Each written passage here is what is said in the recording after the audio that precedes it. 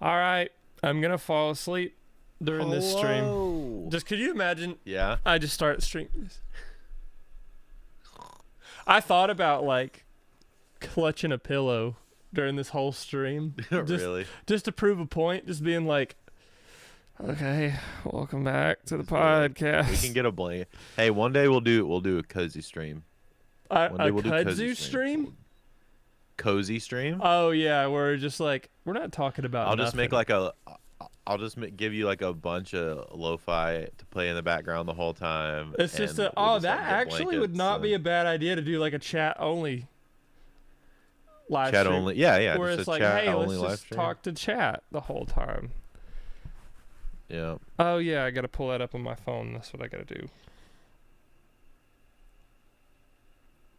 Let me see. I gotta turn on my brightness, and then last thing I was Yeah, watching I was a also need to review pull it of up on my every phone. Godzilla movie. And you know, why is it not saving my thumbnail? Yeah, I noticed that. That was weird. Stupid. Let's try the.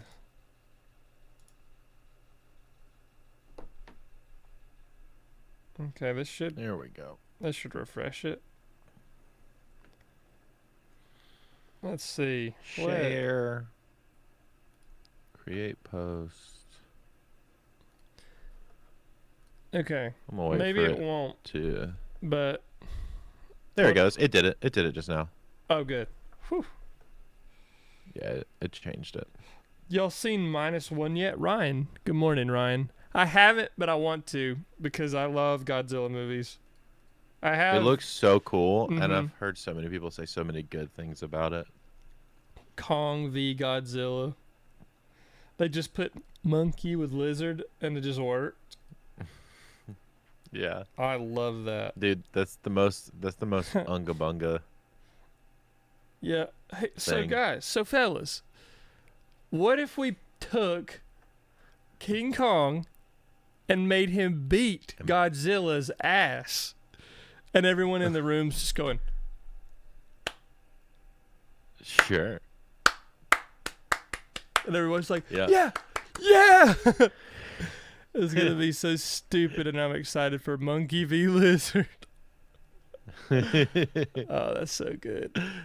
I've never been so excited for Monkey v Lizard in my entire life. Oh my. What up, Trebs? Oh hey, Travis. Good morning. I'm sorry. I'm so sorry. Brooks is slowly dying this morning. I'm about to meet the Lord, but that's okay. He's a cool guy, right? He's pretty chill. I'd have a beer with him. He's never demolished entire people groups before. Ah, it's fine. He's okay. It's fine. He's okay. It was only the people that worked for him. Yeah. He had some pretty yeah. bad Dude, how empl- funny is that? How funny is that? It's like God's like, yo, like everybody else, we're chill. But the people that work for me, fuck you. They will eat you and your children alive. Yeah. Oh Lord. It's so funny. Okay, episode 3. Yeah, it is episode 3. So we'll wait a little bit, and then we'll hit Yeah. record, and then we'll jump into the meat and the bones of Yeah. the podcast. Yeah, we're only. Wait, what time did we start? What time is it now? We're like 10, 15 minutes late. That's fine. Who Maybe 20 cares? minutes late. Who cares? It's worth it. You don't ever show up to a party on time. 4 minutes ago, and it's 10:51. So yeah. Oh, 15 good. minutes Yeah, late. who shows up to a? Okay, we're having a party at my house at 10 p.m. Okay, well, I just had to be 10 minutes early just to make sure. Yeah. Okay. Okay.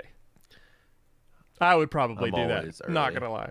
I'm Not gonna always lie. early. My dad says if you're early, you're on time, and if you're on time, you're late. And I'm like, that's so true. Yeah. That's so true, especially in like the world that we operate in. What a dad thing to say. But he's right. You know, he's incredibly He's right not about wrong. that. It's just It's just I don't do it Yeah. most of the time. The only thing I'm like on time for is like Saturday morning. Oh my god. You're doing it. I know. You're So podcasting, my Brooks. top You're 3. alive. I know, it's amazing. My top 3 bands are like, I had to deliberate kind of hard on 4 and 5 because I know my top 3 are as solid as they get, but like 4 and 5 are like up in the air. My top 3 are very locked in. My 4 and 5 could be. I'll explain why I put who I put in. 4 and 5, but they could very much be interchangeable with plenty of other artists that do a very similar. That's the thing. way I feel. Yeah, I feel the same way. It's like there's so many artists and bands that I could. Let me drop this in your Discord. Okay. I have it now. I know how to have it pulled up on my left that way, or you and I are on my left, and that's on my right. So now I can actually see it and not have to click off and stuff. And if we do freeze, I can fix it. It's fine. Mm-hmm. All right, you said that, and we can go ahead and jump into this. Hold on, crack the knuckles and be like, okay. Send now. Discord. I gotta give old Heisenberg a little scratch right there. That's the one. Literally, that's the tattoo. Oh, your tattoo. That's the people.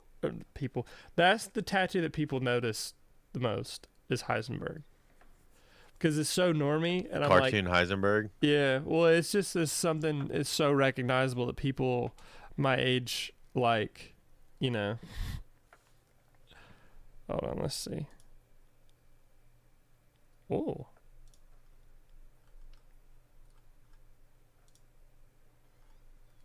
Oh, general. Oh yeah, sweet.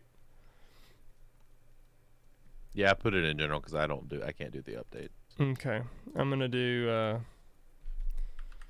That works. I'm gonna put this in my community tab. Then we'll Yep, that'll be the last thing. we'll hop in. Ooh, baby. Live with episode 3.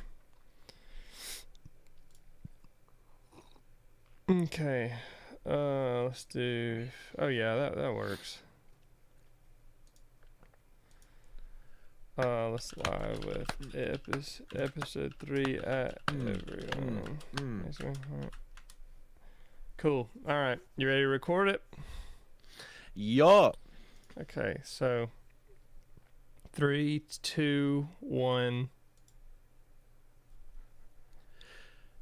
Happy Monday, everyone. There he Welcome goes. to the Things We Like podcast. Grab your coffee, grab your cats, grab a blanket. Let's nestle in. Brooks, how are we doing? Well, I'm getting the third thing. Watch The this. third thing? Oh, Check yeah, this yeah. out. Man, you can't even. I'm gone, dude. I'm Dude, gone. where'd For Brooks go? for those audio listeners, it's just my voice. There's not even a person holding here. a blanket. I wonder how that. Oh, He's oops. simply holding a blanket in front of him. Oops. It actually doesn't. It sounds the same. Really? It's kind of crazy, Oh. actually. What a great Yeah. microphone this is. The Shure SM7B doing the Lord's work. Brooks, how are we doing today? I want to say you streamed this week. I sure did. I feel like death, and I'll tell you why. Is because every time I go to sleep, I have the most horrific, horrible dreams, and my brain Oh yeah. is a dick and doesn't let me rest. So, but other than that, pretty good. Pretty good. I'm here. I'm present. Yeah.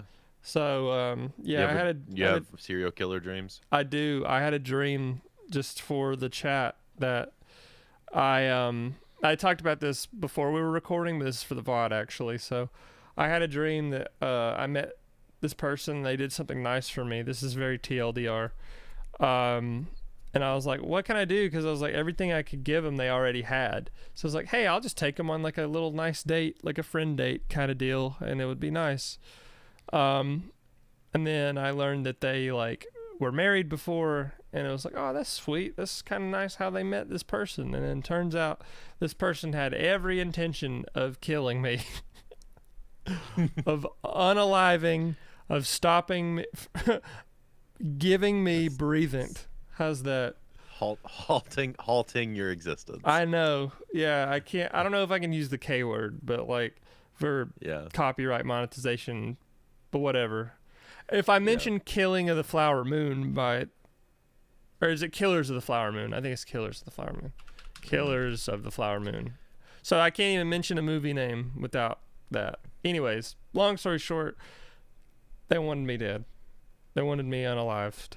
So, and that just lasted and lasted and lasted and lasted. And then you didn't sleep. No, absolutely not. Well, Brooks, it was really good to see you streaming. Oh, that might be a little hot. It was really good to see you streaming, especially one of my favorite games. I know. Right after we talked about it, Hollow Knight. It was amazing. Yeah, I played it till like 4 a.m. and then I got up at played for like 5 hours, bro. I know. And then like you streamed for like 5 hours. I streamed for 5 hours. I took a break and then I played it another 5 hours. And then I slept 2 hours and went to play at church the next morning. So that game is so much fun. Oh, man. It's awesome. I picked it after watching you stream it. I picked it up and like I have a game I'm in the middle of, and I've just kind of wandered around. There's for a little bit. There's an achievement for beating it under 5 hours, and I'm like, I don't know how I'm going to do that. How in the world? Yeah, I think. Let me double check. There's like a speed run under 5 hours Hollow Knight. Yeah, so it exists. Yeah, it's a speedrun achievement, but there's a guide for it. I don't know. I have no idea how that's even possible. Somehow it's possible. That's crazy. But anyway, yeah, that was a lot of fun. I should be streaming more games like that this week. I think Bloodborne is the game that I want to stream. Maybe Saturday. I might go see Madam Web with Ian, because that movie is apparently super cringe. Supposed to be terrible. We gotta have a film day where I don't think I have 5 favorite films, but I mean that's what I think I do. I know you have to. I have one, my all-time favorite, which I won't spoil now, and it's the stupidest thing in the world. But anyway, we're getting kind of distracted. Before we hop into our top 5s today, I want to give a disclaimer for our audio listeners on Spotify. We will be doing chat breaks in between certain topics, and like every now and then, because like not every stream is going to be, or not every podcast is going to be a top 5. Obviously, we're just kind of establishing our tastes. We're establishing who we are as people, what we like. Obviously, the name of the podcast. But in between certain topics, we will have specific chat breaks, and we will address that. So if you are not watching the VOD, if you're listening purely on Spotify, we got you. Shout out to my buddy Adam. Love you, Adam. He gave us that advice, and I thought it was a very, very fantastic good idea. So thank you, Adam, for helping us make our podcast better. Yeah. Which also means for chat that it's live with us right now. Drop stuff as we're talking, and then we'll catch up. We're not ignoring you. So we'll just make it. Up. We're not ignoring you. And that's our only time we're going to mention that. So, Chloe, happy Monday. Sorry, I just broke my own rule, but Chloe showed up. So no, okay. We haven't started yet. All right. Hey, Chloe. So anyway, all that to say, we'll do chat breaks. So feel free to put anything and everything within reason in the chat. Yeah. And then we'll take breaks to read chat and catch up. But anyways, let's go ahead and jump into heads or tails. Today's topic. Yeah. Today's topic, chat, is top 5 musical artists, bands, artists, individuals, whatever.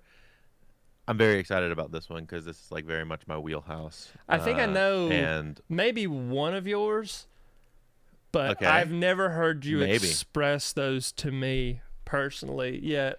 I have my 5. We talk a lot about music. We talk a lot about music in our general conversations. Yeah, because that's what we both do. That's what we're best at. I would argue that's what we're best at. You know. And so what I'm hoping is that everybody listening will have 5 new artists to go check out after this. Right. I don't know if we will have any crossover. I don't think we're gonna have any crossover. I don't think so at all. So they'll have 10. Yeah. I'm pretty sure they'll have 10. There you go. Okay, heads or all tails? Right, Brooks. Heads or tails, baby. You go next time because I went last time. Oh, okay. Well, I'm gonna executive decision. Heads or tails, Brooks? I'm gonna pick tails. So flip a coin. It's tails. Son of a bitch. Well, I guess I'm going first. Didn't I pick that? I already forgot what I said. First. Okay. All right. Let me get situated. So I think my number 5 pick, again, just to preface my music taste, I listen to anything and everything, but my taste is very, like, generally normie. Like, if I'm like, oh, this is my favorite band, it's a popular band. Like, all of my favorite bands are popular bands, and it's not like some underground artist. Not that I don't like those or don't listen to them. It's just that the music that I gravitate towards the most is, like, the popular stuff that, like, people know about and people generally listen to more. I don't know. I've just always been drawn to that. It's like their music is popular for a reason, you know? So, and my favorite artists and bands will color that take, for sure. So my top 5 is going to start. Number 5 has got to be Coldplay. Has to be Coldplay. And this is a recent favorite. Solid choice. I don't always listen to all of their music. I love their first album, Parachutes. I love A Rush of Blood to the Head. I love X and Y. And I love their later stuff. I can't think of the... Head Full of Dreams. Oh, that stuff is... Head Full of Dreams is one of my favorite tracks of theirs. The documentary is amazing. Yeah. It's super inspiring. I think the reason they're a big favorite for me and is more of like an ethos kind of deal. It's more of like the what the band stands for and how they operate more than their actual music. Cause like, I don't like every Coldplay song, but like you don't have to have a favorite band. There's going to be stuff that an artist does that you just like, that didn't really hit me. That didn't really do anything for me. But the reason that I love Coldplay so much is because of like Chris Martin and his vision, and like it parallels our band, a band called Love, a lot. And like Ian and Ryan, those guys take so much from Coldplay, and not their like style of music more, but it's just like their approach, inspirational wise. Their approach to the craft, their vision, their just their drive and their reason for existing. That's why they're my top, like, number 5 pick. Just for that. I mean, they have amazing music. A lot of underrated tracks too. Their debut album is iconic, and then like songs like Clocks will be timeless, you know. Anybody can listen to Clocks and be like, The Scientist is a great song. And then they have underrated tracks like Swallowed by the Sea, which I think has an amazing melody off of X and Y. It's like a later deep cut from X and Y. And Head Full of Dreams is just like a big, like a arena banger. And like, I don't know. That's really all I have to say about. Vita's super sick. Yeah, of course. Like, it's different. I will say, so Coldplay's one of those bands for me that I think I've listened to every record that they've ever put out because I enjoy them. They're one of my wife's favorite bands. Yeah, she really likes the first Parachute. She really likes the first record a lot. It's a great album. That was like one of her favorite records. And we have a double vinyl of X and Y at the house. Oh, sweet. And it's one of those that I don't know. It's one of those that I love a lot. They're not in my top 5. I do love them a lot. Mainly because I can always count on loving at least, whether I like the album as a whole or not, at least 3 to 5 songs off of every single record. It will be like, love that. That's going in in the playlist. You know what I mean? Yeah, because they Love have that. some That's albums that I haven't listened to Ghost Stories all the way through yet, and that's a shorter one. Bro, there's some bangers on Ghost Stories, Yeah. but it's more chill. It's more low-key. Yeah. And then like they get more and more artsy as they evolve. You know, like Viva La Vida was their first. Wasn't that their first record with Brian Eno? I think so. So like it was the first one that. Weirdly, it was the first one that kind of put them in the mainstream. Yeah. Like they were already pretty mainstream prior to that with like the Scientists and stuff like that. But Viva La Vida was like I would call the first like one of those first viral sensations for them. Yeah, because that song is so different than anything on the radio ever. Yeah. What's up, Marcus? Thanks for showing up, buddy. Yeah. Well,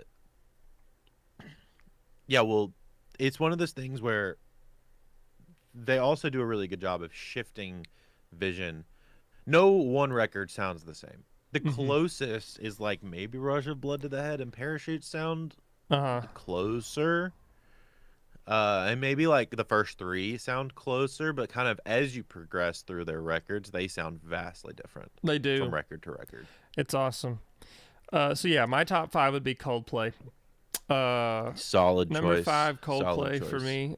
So what is your number 5 favorite? Number 5 for me is, I feel like this is probably a lot of young dudes' introduction into like rock music. I would argue some of the best songwriting, though at the time we didn't know it because it was rock music with guitars that our parents would let us listen to, and that is Switchfoot. Yeah, that's a great. Switchfoot. Oh, Switchfoot is awesome. God, dude. No misses, no record, like every record, same for Coldplay. Like every record has like a handful of songs that are bangers. And I would argue like the earliest records are like, you know, you have the first debut major record obviously was the one with Meant to Live on it. Oh, that's a great song. And but then you have Nothing Is Sound after that. That's fantastic. You have Oh Gravity, like half that record's awesome. Yeah, and then Vice Versa's, like that record's like grungy, and they were doing that like 90s grunge thing like before it super became popular again, and so it's really cool to see them like not only be kind of ahead on that way, but also like continuously write just straight heaters, bro. Some of the best guitar-based music. Oh, dude, yeah, that's a band that a lot of my friends talk about. A lot of my music friends talk about Switchfoot. Like Julian from Stay Here, Julian Charla, he loves Switchfoot, and he's told me about that before. And that's a band that I need to like hop into, and because they have that, I don't know the name of the song, but they have that one, the Stars. Yeah, dude. That is a crazy riff. Like that is a wild riff. It isn't like in like drop D. Nothing Is Sound. That's such a good record. Yeah, like if that's in drop D, like I'm thinking, people like Dave Grohl's another that writes really good drop D riffs, and like a lot of like Tom Morello from Rage Against the Machine. Like I love drop D riffs because it's hard for me to do that. I don't have a brain for it, but they somehow do that, and like it's awesome. So yeah, Switchfoot is a super solid choice. Not a band that I'm incredibly familiar with. Obviously, growing up in like the evangelical like church world, like you're exposed to that. And like it's like, okay, you can listen to this because Switchfoot's on 104.7 The Fish. You know, that's a radio station that's based in Atlanta. That's like it's appropriate Christian, not even really Christian, but like it's appropriate clean rock music that your parents will be like, oh this they is are good. Based in Atlanta, right? That's an Atlanta base. I want to make sure. Like I'm not 99% sure, but if I was The Fish, I'm gonna look this. The Fish is Okay, good. They're in Atlanta. Switchfoot's based in California. Okay, cool. So Switchfoot is they some California boys. That's awesome. That's a great pick. Again, a band that I'm gonna have to like dive into. So if you've never done the dive into Switchfoot, and I want maybe we should do this with every record, and you can go back. You can do this with Coldplay here in a second. If you've never dove into this band, 2 records, actually 3 records that you should listen to are The Beautiful Letdown, which was like their first major record, and that's the one with like Meant to Live on it, Dare You to Move, like a lot of their big hits is on that record. It also holds up incredibly well, like the mix for being done in, I don't even remember when it was originally released, like 2004 or something like that, is incredible. Nothing Is Sound is the record that comes after that, also fantastic. And then if you want something different, if you're into more grungy kind of stuff, I would suggest Vice Versa's. And if you're into like more poppy radio like rock stuff, I would listen to Hello Hurricane. Hello Hurricane was mixed and produced by Eric Valentine, who's one of my like production mix legends. That's awesome. Yeah, that's like he's I don't incredible. know a lot of the producer like guys like you do off the top of my head. I mean, there's like you've got like your Rick Rubins and your Butch Viggs, and that's from the world that I'm familiar with. But like those guys and like the metalcore, because that's also what you do for a living. So, sorry, I knocked the mic away. Yeah, no, the friggin' Switchfoot, man. They're a band that whenever I'm like, I just want to listen to something and I know I'm gonna like it. Yeah. And that's kind of with all of 5 of mine, is like I had to think about it in terms of these are all bands / artists that if I'm bored, I will just turn on and listen to. Yeah, and like that's I don't great. care where I'm at. I don't care. It's like a soundtrack to your life. I don't care what kinda. album it is. Yeah, dude, it's so good. So Learning to Breathe was technically their first record. Yeah. And it had an original version of Dare You to Move. That's so sick. Oh, did they re-record that song? Yeah, so that one was in 2000. And then Beautiful Letdown, which was 2003, was their first Sony BMG record. That's cool. I do believe. So, yeah.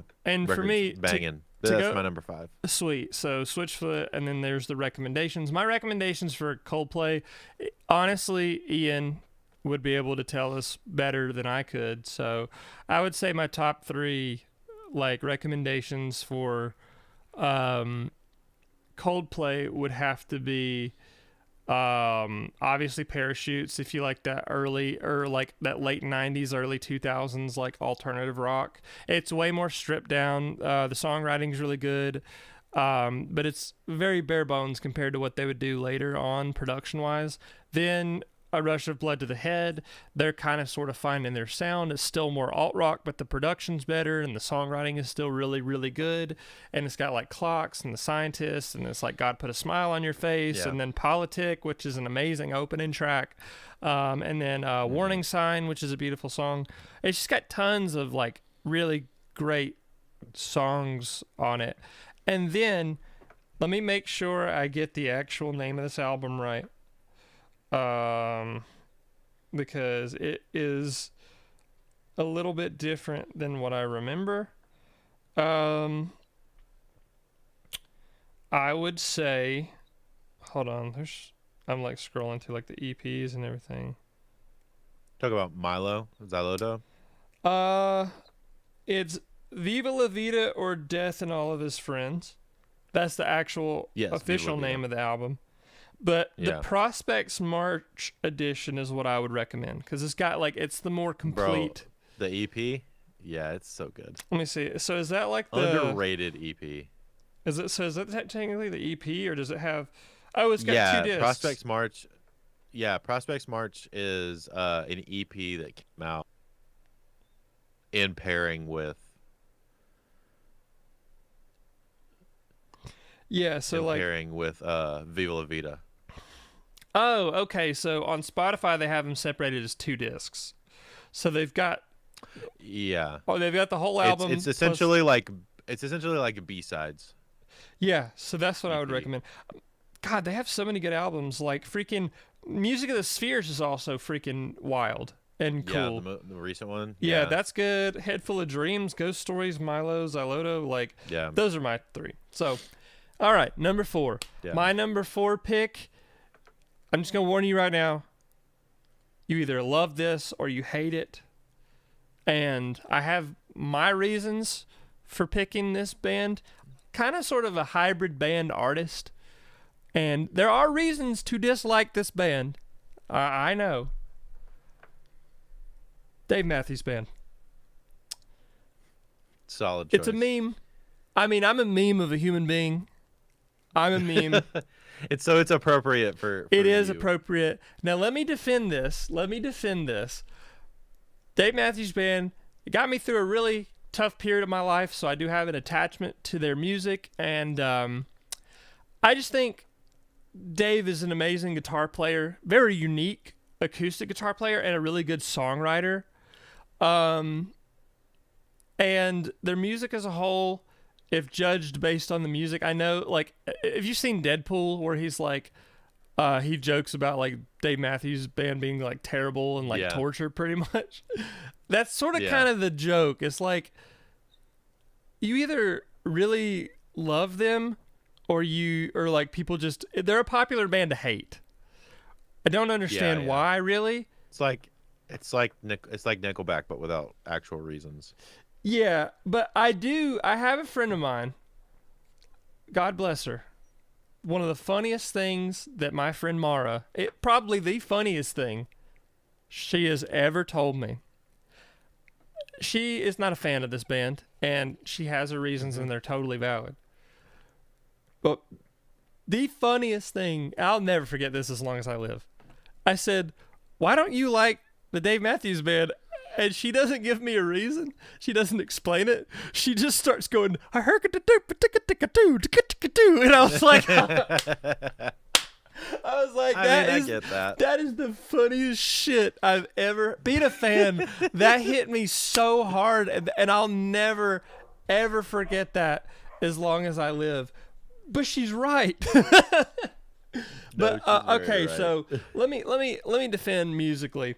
I don't like every album that they've done. I think that I think every guy, I don't know if this is a non-male thing or not, but every male that I have known goes through their Dave Matthews era. Mm-hmm. So every male, I think, in their life has listened to Dave Matthews a couple times, and been like, okay, this is pretty cool and I understand it. One, they have the things that are, from a music perspective for me, the things that I enjoy about them is the fact that it's got the weirdest band setup. Yeah. Acoustic guitar, vocalist, bass player who shreds. He's so good. R.I.P. Oh no, he's still alive. R.I.P. the sax player. No, yeah, the sax okay. player. Yeah, sax player. Yeah. R.I.P. the sax player who also shreds. Leroy Moore. And then the drummer, who is arguably, and actually not even arguably, unequivocally known by drummers to be one of the best drummers in the industry. Carter Beauford is a monster. I don't know how he does it. Carter Beauford is an actual legend. I don't know how he does it. People need to put some respect on that man's name. I know, whether you like Dave Matthews or not, because he also did some drumming on, Supernatural, the Santana album. Yeah. He did some stuff on that, and Dave Matthews has a song on that album. He was a session drummer for a lot of people for a run before Dave started taking off. See, I'm not super familiar with a lot of the early Dave Matthews stuff, because there's See, that's my favorite stuff. Yeah, so the first 2 records are my favorite. The first 2 records are amazing. I'm talking about the EPs, recent. There's an EP called Recently, and then Remember Two Things, and it's a lot of live recording performances. And Yeah. then 94, Under the Table and Dreaming is like their first. That's the one with like ants marching and like Satellite. That's the debut. That's that's the what debut that's the album ones that I know. So they did a lot of live stuff and had live recordings before, and they were like a college band. Like they were popular in the college music scene. You know, Dave was like originally a bartender, and they all met doing all this stuff, and like they have so many amazing musicians. I'm just gonna read off all the current band members. Yeah, because I know they've changed over the years. Yeah, they've had some lineup changes. And he added more people since, like, because the setup that I listed off just then was the setup that I knew him from the first two records. Yeah, and it was like his more stripped down setup. I think now he's got like a larger band. They're playing at Ameris Bank Amphitheater this May, I think. Tim Reynolds is the guy I was thinking of. Tim Reynolds is an amazing guitar player. I'm gonna look up just so I make sure. Yeah, bro, there was a long time where he didn't have a guitar player other than him. Mm-hmm. And then Tim Reynolds came in. I think he came in. There's and like rest in peace, Leroy Moore. I don't know who like R.I.P. Peter. I don't know how to pronounce this if I mess it up. Peter Greiser, Griesar. Butch Taylor. I don't know these guys. He was a keyboardist, and then Boyd Tinsley, who played the violin forever ago. Yeah. And then now the current members are Dave, Carter Beauford, Stefan Lassard. Stefan is an amazing bass player, very technically proficient. Super pocket. One of the incredibly pocket. I would actually say, if you're a bass player that is into bass players, you know. Yeah. You know the one. Yeah, he's amazing. So, Tim Reynolds, Rashawn Ross, Jeff Coffin, and Buddy Strong, who currently play now. But anyway, the reason that I love this band is just for the songwriting. I love how weird it is. I like weird stuff too. So like, I love how it's both. Yeah. Like every time every time somebody does a sound check as a band, and you hear all right, test the snare, you go. But yeah, exactly. And like that's what I'm looking forward to. I want that to come out so bad. So this is gonna be. I'm just gonna preface this now. I'm going to talk about the poop bus incident, but you kind of have to. Yeah. You kind of have to. I love this band. I think that was a horrific tragedy. And like, that's the kind of literally, that's the kind of shit. For no those, pun intended. You'll have to explain what happened. For those that don't know. No pun intended. That is the kind of shit you just can't make up. It just happened the way it did. And I think there's a lot more moving parts to it. So essentially what happened is that there was a Dave Matthews tour bus that drove over a river, and there's a grate under the river. And buses have stations to where you have to like dump waste. It's like designated for the buses, like the tour buses, and it's like an industry rule that you don't poop on the buses. Like that's just you try your best. I mean, if you just have to, last resort. Yeah. It's there.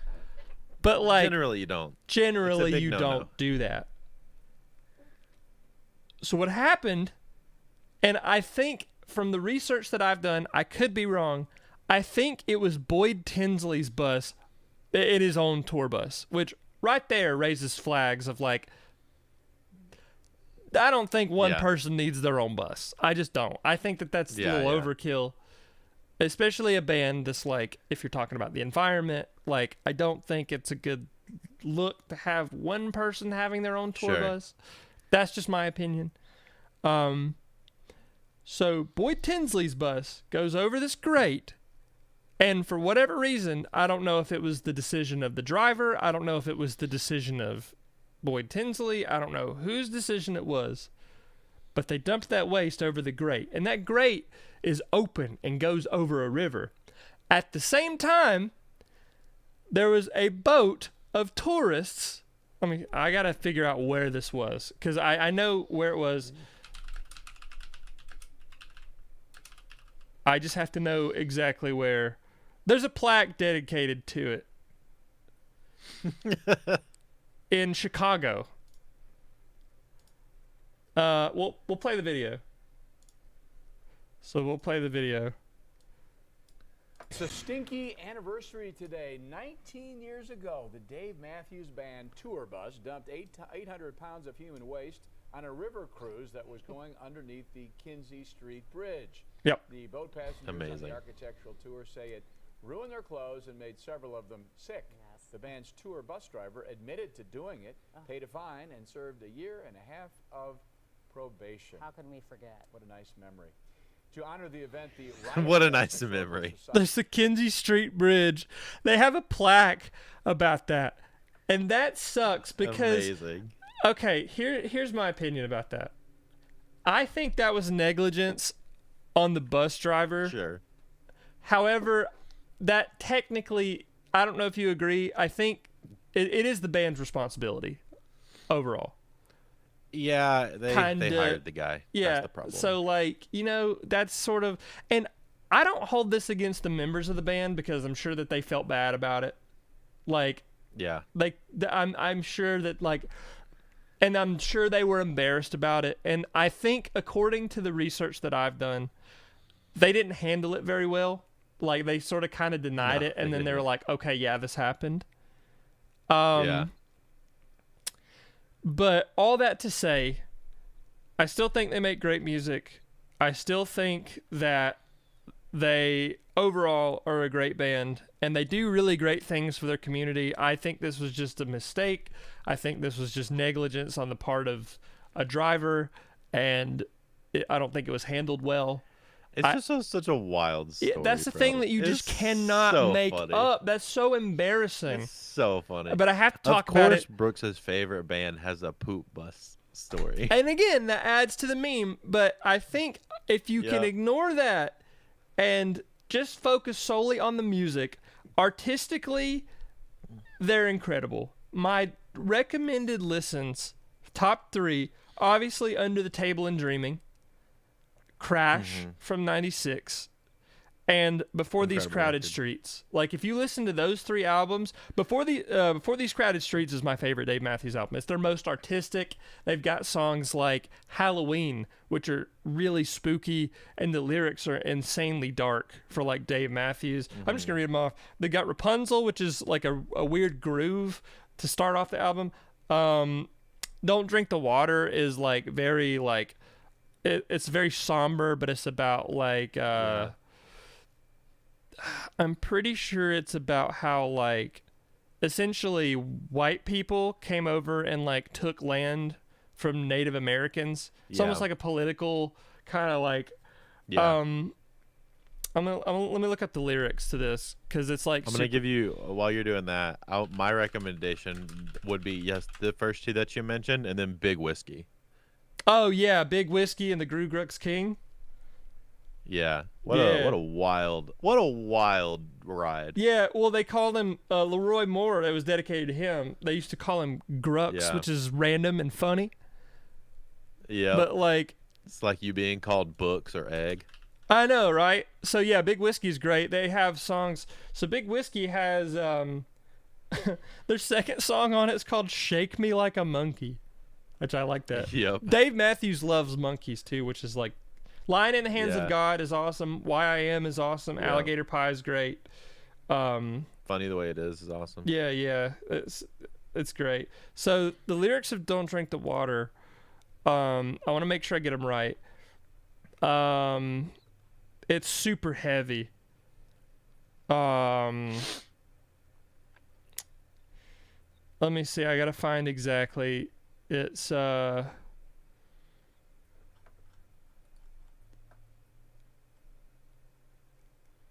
Let's see. Maybe I'm thinking of something different. Now as I rest my feet by this fire, those hands once warmed here at will, I have retired them. I can breathe my own air. I can sleep more soundly upon these poor souls. I'll build heaven and call it home. And I live with my justice and I live with my greedy need, or I live with no mercy. I live with my frenzied feeding. I live with my hatred. I live with my jealousy, or I live with the notion that I don't need anyone but me. Oh. Yeah. That's big. And then if I were to recommend a live track, like live tracks, because a lot of Dave Matthews stuff on Spotify, for example, are their live stuff. Also, yeah, their most popular stuff is their live stuff. I think The Last Stop is the other song that I was thinking of. Last Stop is great. The Stone's great. The Dreaming Tree is great. Yep. Pig Spoon, Halloween. It's an amazing album. And then Stay Wasting Time is like an upbeat. It's like the only upbeat, one of the only. It's just a nice upbeat, like, let's just hang out and have a good time song. And then the rest of it's like, don't drink the water. There's blood in the water. And then Halloween. Let me read. Yeah. I know I'm getting sidetracked, but let me read you this lyrics. This is the last thing I'll say, and then we'll move on to number 3. But Dave Matthews. So Halloween, the lyrics to this are insane. Let's see. Where's the part? You guys can. I hope you guys can feel how much Brooks loves Dave Matthews Band. It's just amazing conversation. It's I hope you guys can viscerally feel it. Why do you run around here? Why do you come inside of me? Why does it rip me out and dream? Why then watch this little fuck going away? Why this lonely? And he's just like, his voice is just like, why is love? And it's like screaming. And he's like, Halloween, carry on, bury all, bury all, bury all. And in this dream, tell us, are you satisfied with fucking? Don't walk away. Don't walk away. I'm talking to you. Love is hell. Love is hell. Love is hell. Love this. I'll tame you. I just feel like Dave Matthews lyrics sometimes are just a man having a one-sided conversation with himself. Honestly, yeah. But like that is in the context of the music, because we can't play the music. But Sure. like his voice is just like, he's screaming like from his throat. He's like, love is hell, love is hell, love is hell. And it's just like, it's insane. So I could talk about that band for an entire podcast episode. Yeah. Poop Bus that's depressing. Yeah. But Poop Bus aside, It is what it is. I'm gonna add this for the short. Great band. Poop Bus aside, I love Dave Matthews Band. Yeah, there you go. My number 4 is As Cities Burn. This is a really interesting one. Now that I feel And like I've this heard kinda- the name. As Cities Burn. Hold on. Shout out to John Stanek. Johnny Radio. Oh yeah. Yes. Okay, sorry. I had to have We a got the moment. music boy in the chat. But yes, we'll read through chat in a minute after this one. Right, As Cities Burn, number 4, one of my favorite bands of all time, for the reason of it is the band that taught me that screaming music was cool. Like heavy music was awesome. Right. I didn't understand it. It was one of the first heavy records that I ever owned. Their album, Son, I Loved You at Your Darkest. It's also one of the most, they write some of the most poetic music I've ever listened to in general. The Widow is a song off of that first record from 2005, Son, I Loved You at Your Darkest. And it's just Cody, their guitar player, singing. There's a famous version. I'm gonna send it to you real quick.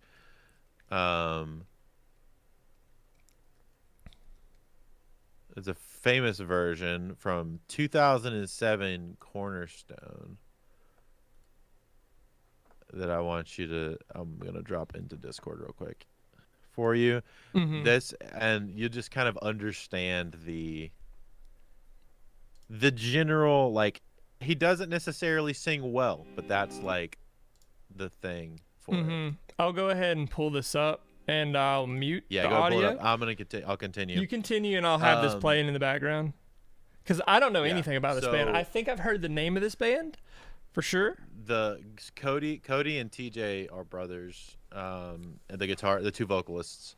There was a time when they started, they had like, two guitarists, bass, drums, and a screamer, and then so like the two vocalists kind of took turns screaming and singing, and they did all that stuff. They were very, very influential in the post-hardcore scene. I see they're on Tooth and Nail, so yeah, very influential to me and Andy for writing harm music and stuff. Play like a little bit of that live thing now that you got it rolling. Just like play a smidge of it. Before you crawl out of her bed and crept down. Do you want me to skip to like a certain... it's just this song in general. No, I just want you to understand, like, he doesn't necessarily sound great in this, but the whole point is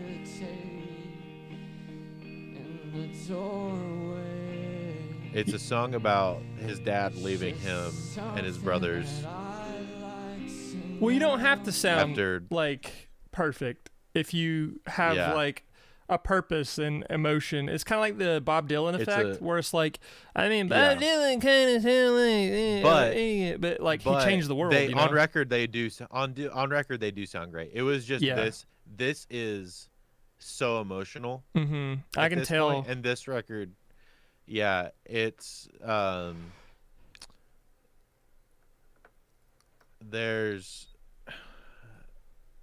I'll read some of the lyrics for it, but it's such a good... Dead man, were you ever alive, or was I just a seed buried deep inside some woman you wed, right before you crawled out of her bed and crept down the hall? Do you think of me? Do you even hesitate for a second in the doorway? It's just something I'd like to know, though I'd still love you if you told me that you just walked away.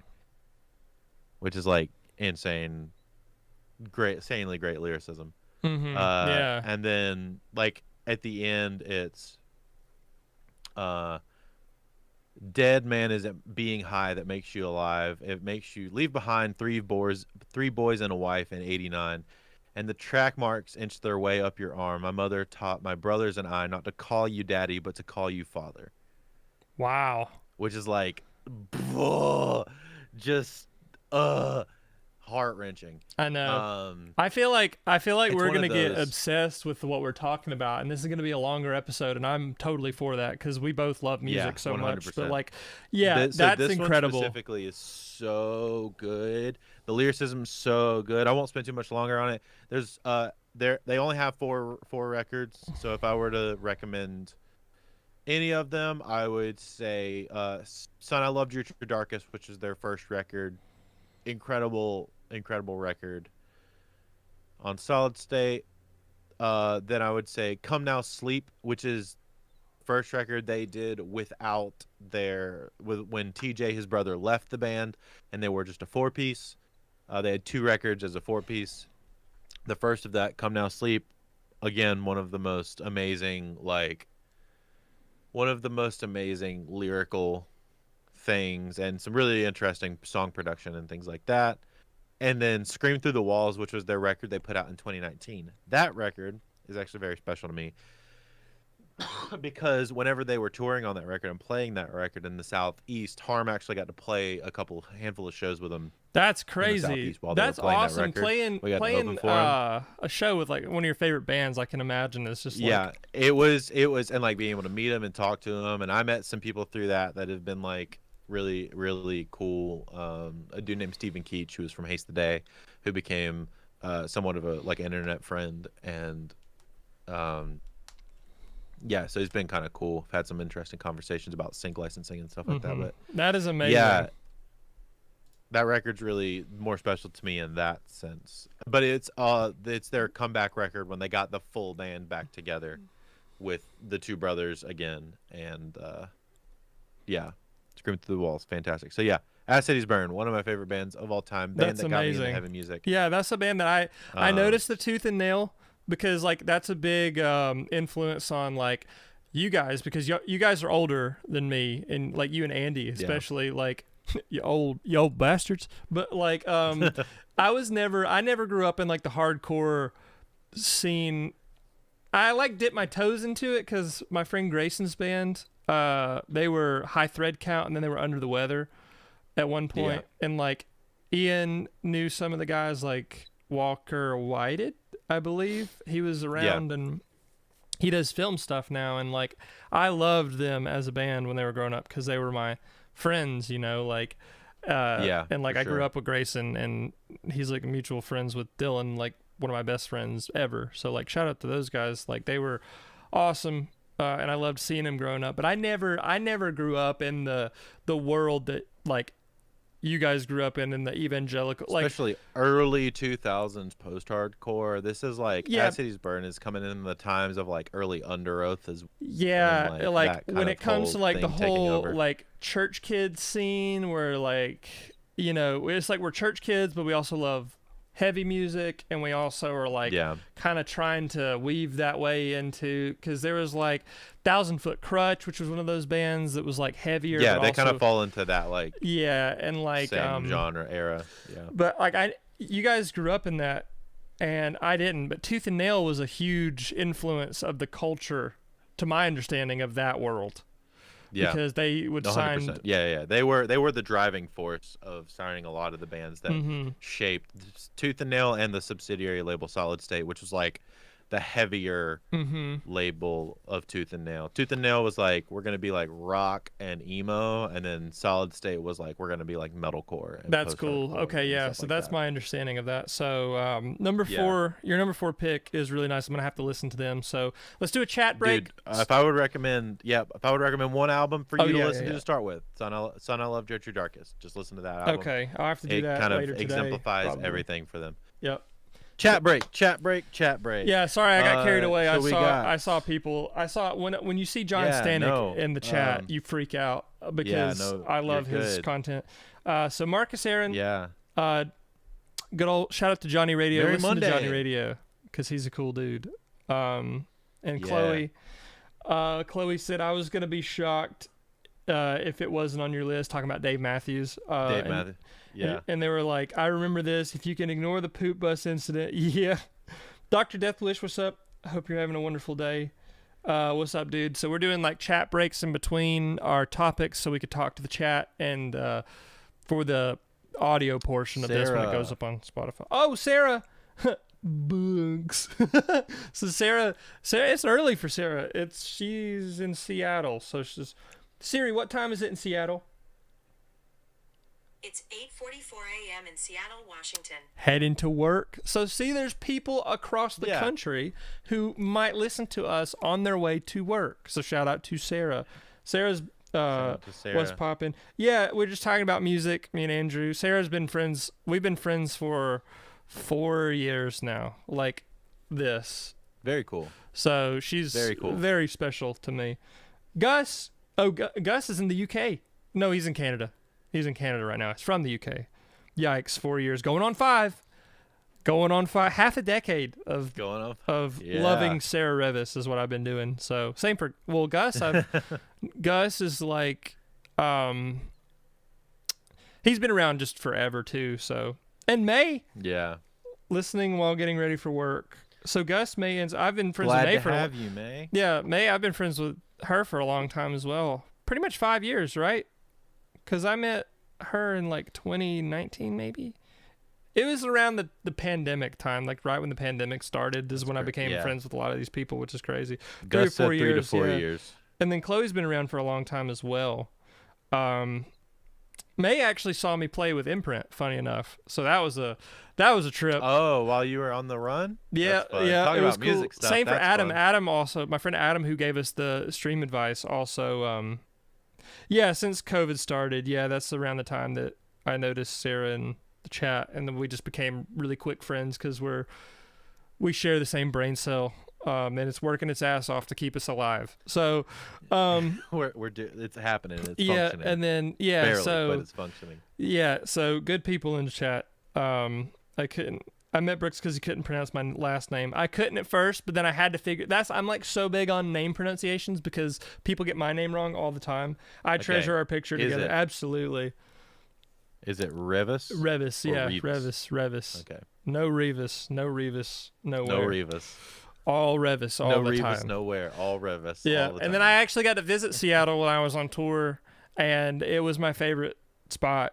When we went out there, it was great. We drove scooters throughout the whole place, and like I saw the Space Needle, which was weird because when my dad was in the Army in the 80s, he was stationed in Seattle, and my dad didn't like it.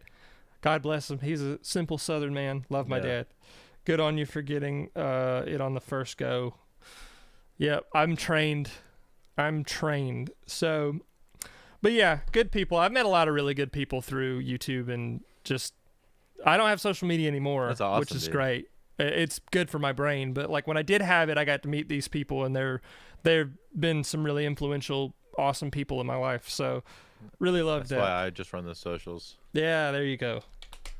And Gus is also a homie. Well, Gus has been around a long time and just a big community member. But yeah, good people. Yeah. Love meeting good people through what I do. Good and it's people. Awesome. Hopefully I'll meet even more. If you're listening to this after the fact, we do stream this episode stuff currently on Brooks's channel. Yep. And yeah, if you want to be in chat and be part of chat convo, we would love to have you.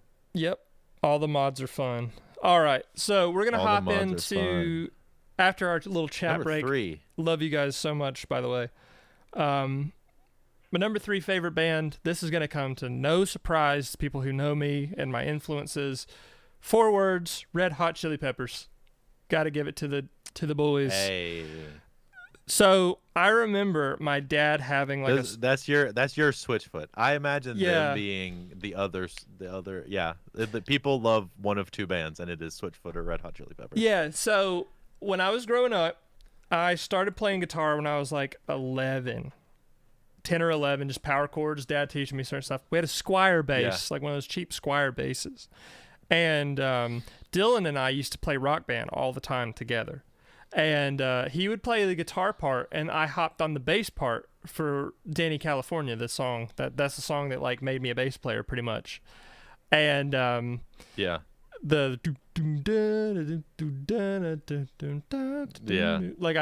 what got me, and I was like, that's really cool. I want to see if I could play that myself. And then over time, bass became my instrument, because bass is like drums and guitar on a piece of wood, and you kind of carrying that rhythm, but you can also be like a Flea who like colors the song in a way that like he makes it his own. And there are like, there's Les Claypools, there are Fleas, there are like your famous bass players for being the bass player kind of deal, but like most bass players are kind of in the background. They're kind of the unsung heroes of the bands. Like Guy Berryman and Coldplay, like I just talked about. Guy Berryman's fucking amazing. Very Less is more simplistic, but like love his bass line. Like God Put a Smile on Your Face. Like it's very subtle, the differences that he has in that bass line, but they're very, very good. And like High Speed and like all those like doo-doo, doo-doo, doo-doo. What's his name for the 1975? I should know him. But yeah, that's also another great example. Solid pocket bass player, but also like knows when to be flary. Yeah, it's like when to give him the stank, But like Flea, Flea in that band shaped my musical taste, shaped the way I play bass. It gave me my chops, because I remember growing up, Stadium Arcadium is like the album, because it's a double album. It's got plenty of stuff to learn, plenty of stuff. I would sit in my room and play like 3 a.m. in my dad's room. So it would be like my room and my dad's room. So for the audio listeners, my room would be on the right, separated by a very thin wall. My dad's room would be on the left in our house, because I grew up in a small house. And then I would hear Like I'd hear banging on the wall at like 2 or 3 a.m. because he had to work, and I was just up playing music, because I just love doing that. And then that band, it taught me sort of how to play bass. It taught me the fundamentals of bass. It taught me, it gave me my chops as a musician. Not only that, but guitar as well. Like one of the first songs I ever tried to learn on guitar is Snow Hey-O, which if you know Snow Hey-O, I still can't play it right to this day. And I've been playing guitar for almost like 15 years. I get close. I'm like 90% there, but I can't quite articulate it because John Frusciante is one of the greatest guitar players to ever live to do the shit. You know what I mean? So like, 100%. And not only that, but Chad Smith is probably my favorite musician in that whole band. Because Chad Smith, as a drummer, is the drummer's drummer. Like, he's professional. He is very simplistic, but he can also play, like, some really complex stuff and do, like, if you listen to By the Way, or it's Warped. That song Warped, he has a really great drum part, but he's also got the hi-hat, like keeping perfect time with the hi-hat, and then and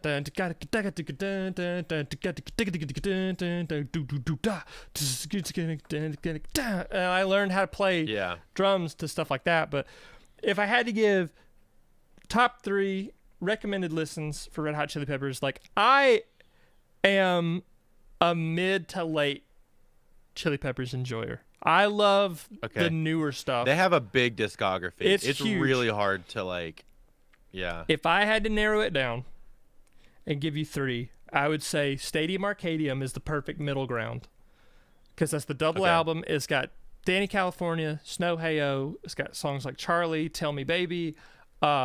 And then songs like Come On Girl as a deep cut. I can't play it to this day because the strumming pattern for your fingers is like and it's like I can't do that because it's very like it sounds like it's played on a pick, but it's done with his fingers, and he's like keeping perfect time, perfect stamina in his hands, just doing the thing, tracking it. Probably was a nightmare, I could imagine. But Stadium Arcadium is, I could talk about that band again for a whole podcast episode, but Stadium Arcadium.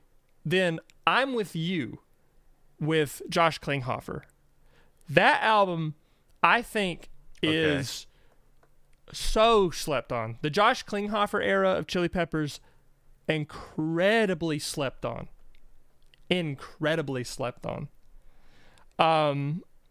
Like that was such a cool time for them because I remember I've never listened to that era. It's so good. They have songs like Monarchy of Roses is amazing because it's got that like the disco beat. Factory of Faith is amazing. Look Around is a banger. And you've got songs like Annie Wants a Baby that's more low key. You've got it's like the sounds are more like African sounds almost. It's like interesting.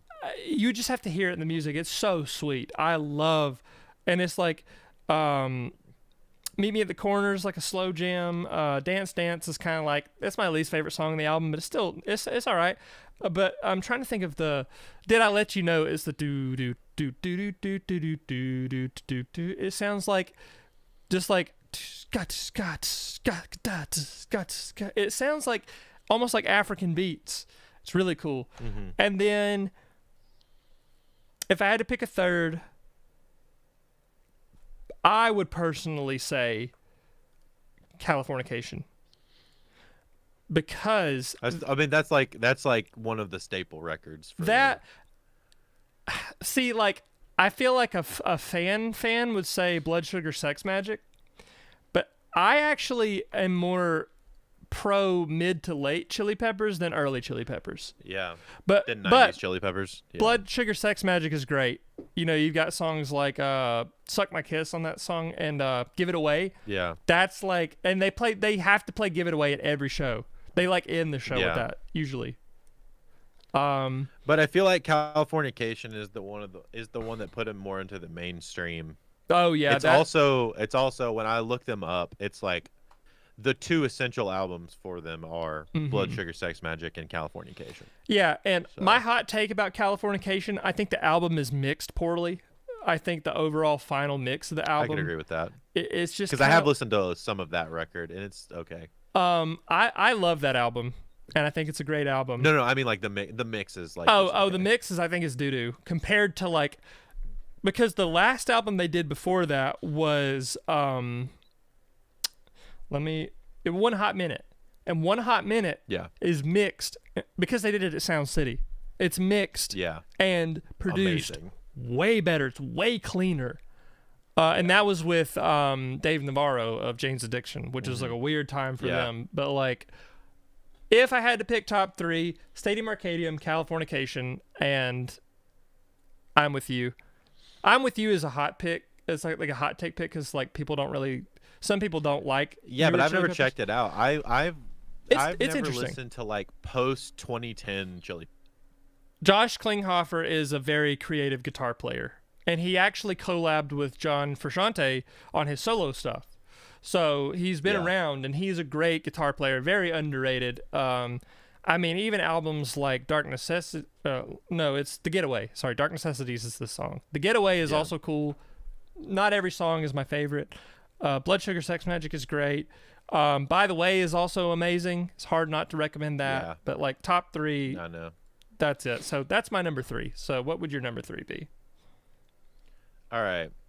Number 3 is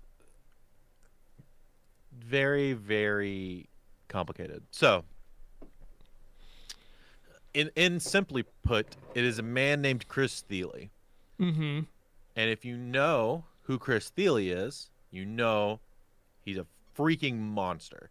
So Chris Thile, he's in a couple. He's in a couple projects, but his main 2 projects are Punch Brothers and Nickel Creek. Mm-hmm. He generally is in more of like a folk Americana kind of space, bluegrass kind of space. Plays mandolin primarily, and when I tell you this man is a wizard, he's a literal wizard. I had the pleasure of seeing Nickel Creek last year with Aaron. Punch Brothers is one of my wife's favorite records. She turned me on to them on their second record. I think it was their second or third record, Anti-Fogmatic. But I'm going to send you a link. This is the one that I was looking up. I'm going to send you a link, Brooks, and I just want you to it's a Tiny Desk link, so we can watch more of it. Tiny Desk, I'm always down for Tiny Desk. I love. Is this like a timestamp because it started at 10:33? Yeah.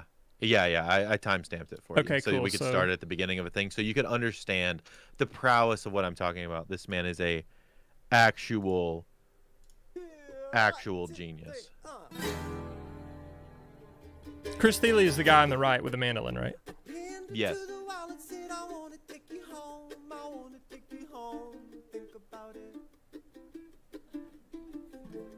But he's also got such a pop sense of melody. Mm-hmm. So I'm pausing in between each of the. Yeah, everything that he does is very like current melodically, but he's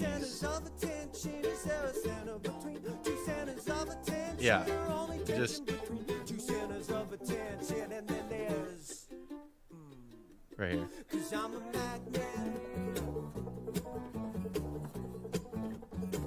That's sick.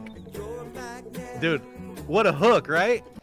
Ding, ding, ding, ding, ding, ding. But it's bluegrass, right? It's very bluegrass, but it's also not. Well, you and I are Southern boys, dude, so we love our bluegrass. Good. It's so good. And so they have a 3-piece. Nickel Creek is his other band, and they're like a little more traditional bluegrass mixed with like pop. Punch Brothers is what I would call like progressive bluegrass, which is like they do a lot of crazy like. I gotta listen to this. This guy's tapping on the intertwining. Yeah.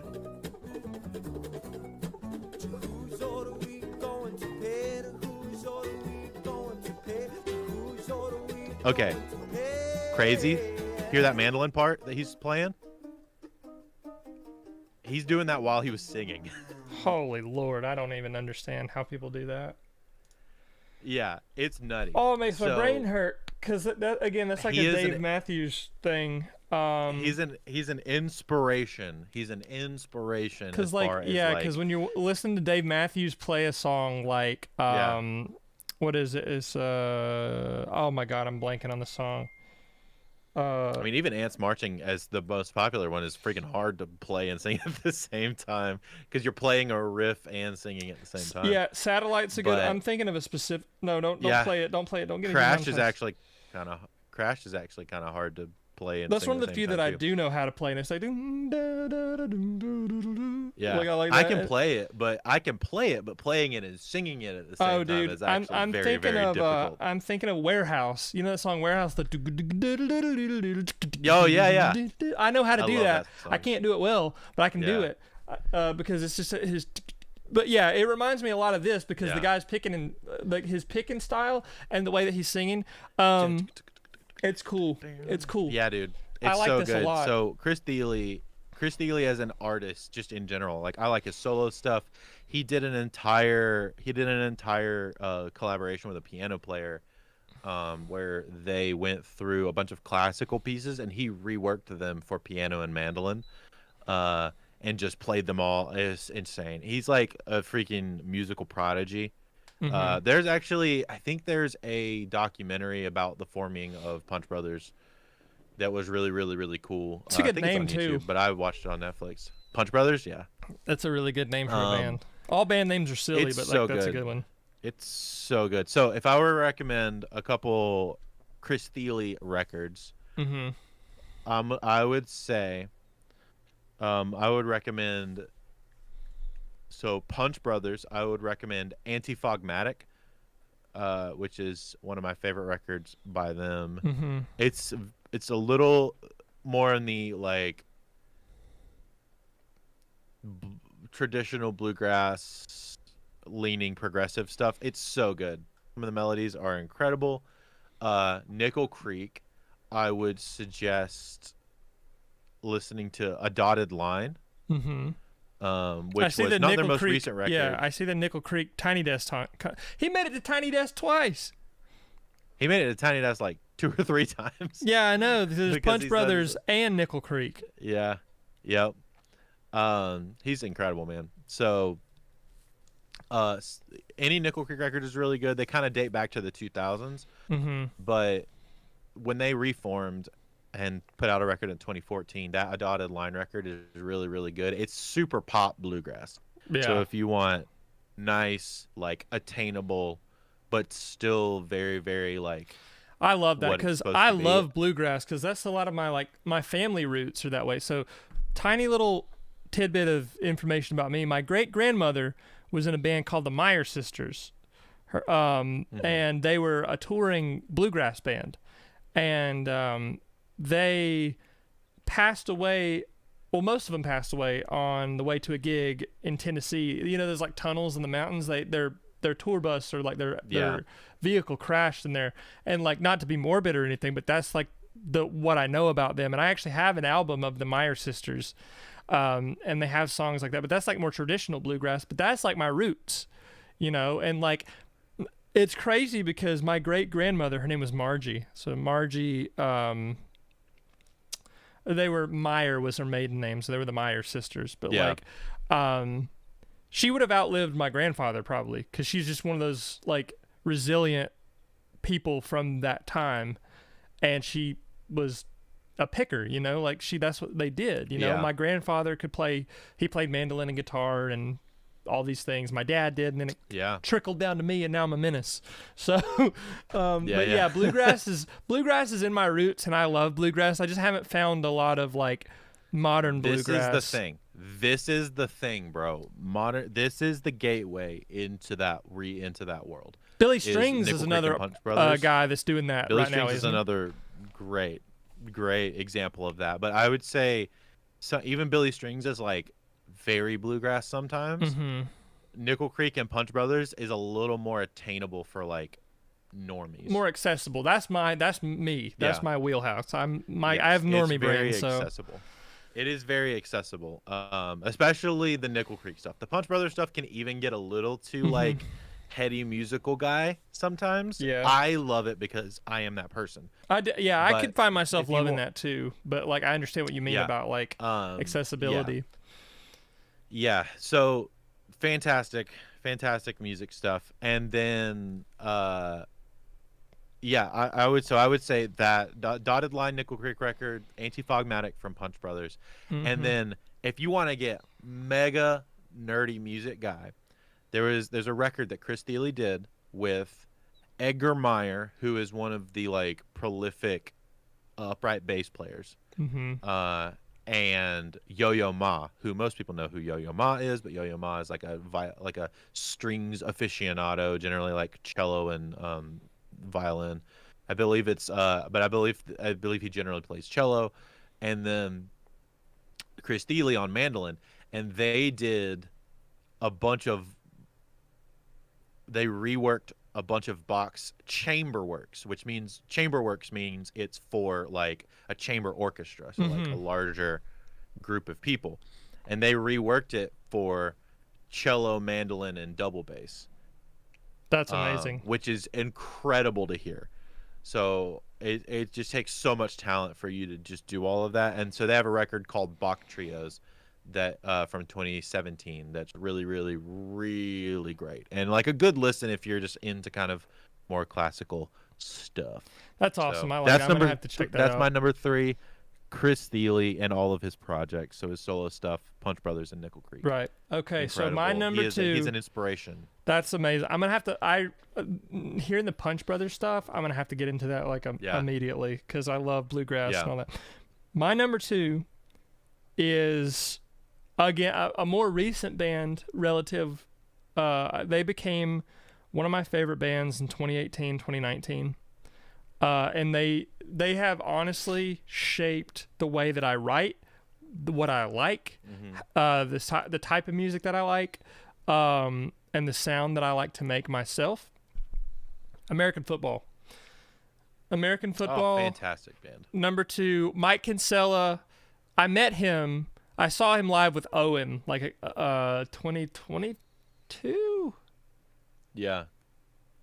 2022, he came to Atlanta as Owen. I remember you telling me that you saw him play. He was great. Like, he was just very down to earth, very cool dude, very like chill. I mean, he made some mistakes on stage, but he made fun of it. Like, he was just very human. It was a very human performance. But like, I love American Football, and their discography is not that big. Because they came out with the first EP in like the late 90s, and then they just stopped. And then they had like a cult following, and then they just kind of like happened to be big, when the memes started happening, like the Never Meant meme happened, and then like they just kind of came back into the public world in like 2015 and stuff. Like around that general area, they started to do bigger things, and like EP2 came out, then EP3 came out, and then like they've had they did like one thing kind of recently without Steve Lamos, which Steve Lamos is my favorite drummer of all time. I think he's the most tasteful pocket drummer I've ever heard. Pleasant drum sound, just very well, like tuned well, sounds well. All the records sound awesome. Technically proficient, but uses it to serve the song. Just amazing, amazing music. And it's like, so I don't know if I've ever had this conversation with you, but I don't really hate any kind of music. Let me preface that. I don't really hate's a strong word, so I don't really hate. I dislike generic tappy like like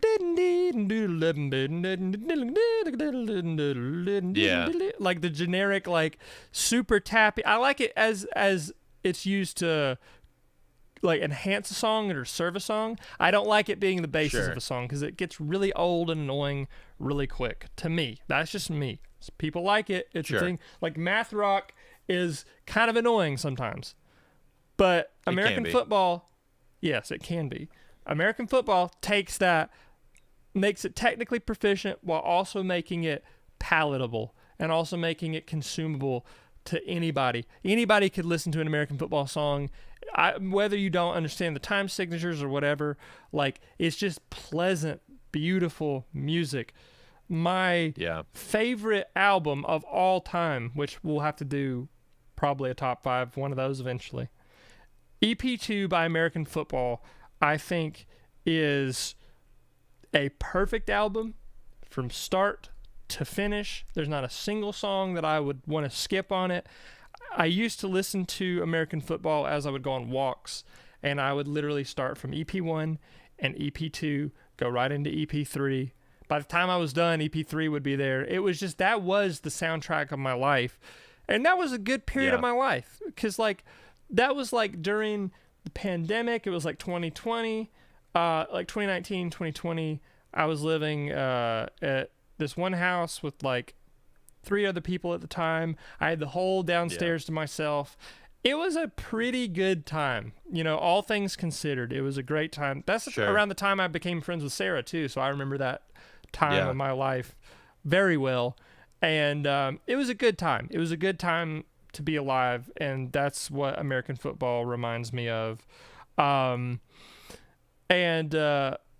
obviously the recommended listens are going to be EP 1, 2, and 3. But that's really the bulk of. Well, they have like I think it's called Letters and Packages, which is like some of their early stuff. Letters and no, that's a song. I think so. Let me make sure I get this right. So, American Football, let's see. American Football, it's just American Football EP. And then there's American Football, the self-titled, and then there's LP2 and LP, not EP. I misspoke. LP2 is my favorite record of all time by American Football. So good. So there's the EP and then the 3 LPs. I recommend all 3 LPs, just because they're legendary. I mean, and a great place to start is just the LP1, the self-titled. Yeah, that's a lot more slower. Like LP, in order, I would say do LP2, 1, and then 3. Okay. Because 2 is the most accessible. I've never listened to 2. Oh, it'll change your life. My favorite song of all time is I've Been Lost for So Long. I just think it's a perfect song. It's my theme song. Yeah. Just for like, I'm going to read the lyrics to, I have to nerd. There's also a song called Born to Lose on that album, that's funny. Nice. Home is Where the Heart is amazing too. I've been lost for so long lyrics. It's just kind of like, the way I interpret the song has just been like, life just doesn't make sense. And when I listened to this song from like 2021 to 2024, I really felt that way. And I've only sort of kind of recently this year come out of that headspace, but it's like, I've been lost for so long. Every street's a dead end. Every sign points behind me. If you need me, don't. You can't trust a man who can't find his way home. Like, that's crazy. You know, the sticker on it says, if you need me, don't.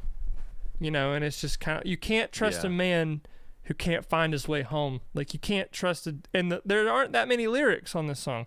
I feel so sick, doctor. It hurts when I exist. This isn't the pain I'm usually in. I hope it's not contagious. Like, damn, you know, like, that's hurting, you know? Yeah. And also, another side listen is The Avalanche by Owen, which is just Mike Kinsella. I think that's a perfect record, too. Well, there's, like, maybe 1 or 2 songs I'm not super crazy about, but I think it's a masterpiece of an album. I really do. It's beautiful. For sure. Amazing music. So, number 2, American Football, and Mike Kinsella, Owen. Just amazing. Before we hop into chat, I'll do my number 2. Yeah, so we'll hop into the chat because there's some new people here that I want to talk to. I was gonna say, before we hop into the chat, I'll do my number 2 really quick. Gross. My number 2 is that was a good one. This is the producer side of me speaking 100%. It is a man named John Bellion. If you've never Oh listened yeah, I to know John Bellion. Yeah. John Bellion is amazing, but John Bellion as a producer is just wild. Mm-hmm. So recently, he worked on the most recent Jonas Brothers record. He did the most recent Tori Kelly records. He's also done the Lawrence records, if you know who that band is. They're very cool. He's also done his own stuff. He worked with Justin Bieber and co-wrote a bunch of Justin Bieber songs. He's big. He's big. He's got like the first time I heard John Bellion's remember the Monster? name. The Monster by Rihanna. Friends with the monsters. Yeah. Yeah. He wrote that. What? Yeah. What? Yeah, he no wrote way. That's crazy. Yeah. That changes my whole perspective of John Bellion, because you'll understand why I think the way I do when you hear this. Yeah. The first time I ever heard of John Bellion was a collab with Andy Mineo. And I don't like Andy Mineo. I do like Andy Mineo, but I think he's got some really good songs. But like I just don't personally vibe with like the Christian rap. Again, that's a whole another topic for a whole nother, like the Lecrae and the Tadashi and like the Andy Mineo, like that whole is Tadashi, I think. There was a time Tadashi and Tadashi. Tadashi is Tadashi with an A. So my bad. Yeah. I agree with you. There was a time when a lot of that was corny. Yeah, but Andy Mineo, I will defend Andy Mineo. I will defend him and say he does have some really, really good songs. He does have some good music. Yeah. So does Lecrae. He's got some great music. So does all those guys. But all that to say is, like, I don't personally vibe with that style of music. Again, I don't hate any kind of music, like I said earlier. But then he had a John Bellion feature, which is crazy. It was Rat Race, the song Rat Race. Yeah. It's like, tell them they don't want to play, yeah. Well, that's the first time I heard of, and I strongly dislike that song, personally. I think that song's corny as fuck. But, like, that's the first time. So I had no idea that John Bellion was doing all this other stuff behind the scenes, which is insane. John Bellion is a monster. So I'll read off some of his credits. Because that's gonna reshape. Before we get into like his actual music. Well, let's just talk his credits. All right. Mm-hmm. So he's won a Grammy for Justice, the Justin Bieber record that he wrote on. Wow. Special, the Lizzo record that he wrote on. No way. World Music Radio, the John Batiste record he wrote on. My Mind and Me, Selena Gomez record that he wrote on, and probably I think he produced on that one as well. Yeah, he's wild. He's the Rihanna thing alone blows my mind, and the Rihanna thing is crazy. Yeah, John Batiste is wild. He helped co-write Vulnerable by Selena Gomez, Daisies by Katy Perry. Wow. Liar and Shameless by Camila Cabello, Graveyard by Halsey, Memories by Maroon 5. Oh, my Lord. Yeah. Holy, the song Holy that's on Justice featuring Chance the Rapper from Justin Bieber. Mm. That's Holy and Ghost are both Bellion. I've heard the original versions of those songs. Wow. And yeah, he is your favorite producer's favorite producer. That's crazy. That's generally who he is. So John Bellion, he has a quote that actually is and exemplifies who I am as a person as well. His quote is, "Wu-Tang raised me, but Death Cab changed me." And that is just exactly who I am as a producer, and also who he is. Exemplifies him so well as well. So I'll give you some records of his. So he started doing his own music, and it's really, really great. John Bellion, if you like hip hop, he also did. This is actually crazy. I'll get to it in a second. So the albums, The Definition is awesome. The Human Condition, which a lot of people probably have heard the song "All Time Low." Yeah. That is his. All time low, low, low, low, low, low, low, low, low, low, low, low, low, low, low, low, low. Really? That's his song. Yeah, that's his song. From the Human Condition, and then he's got an album called Glory Sound Prep, which is the last album that he put out in 2018, and it is freaking just a journey, bro. Like, if you're a hip hop guy, you'll love it. If you're a pop guy, you'll love it. If you just like interesting records and production, you'll love it. The wildest choice that he made. So, for those that don't listen to a lot of hip hop, I produce a lot of hip hop. A thing in hip hop is you'll have a song where you just like rapping, like you'll rap hard, you'll just show your bars. Like that's a thing that a lot of rappers like to do. And a lot of times the way you'll do it is you'll do it in multiple sections of the song, and every section is clarified by a beat switch. And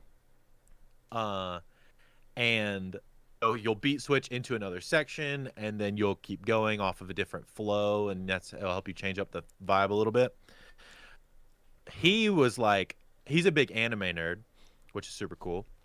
As we are. And yeah. And dude, just think about that fact. Dude is a Christian and anime nerd and does all of what he does. That's amazing. That's amazing. So crazy, right? So he had this idea of, I want this song to be my like training arc song. Like when Goku and Vegeta are fighting in the hyperbolic time chamber. Yeah. And so like Gohan and Goku are going through their training arc to defeat Cell. Is like, I want this song to be that. And so what he did is he has a song called, let's see, let me make sure it's the right song that I'm gonna tell you. It is.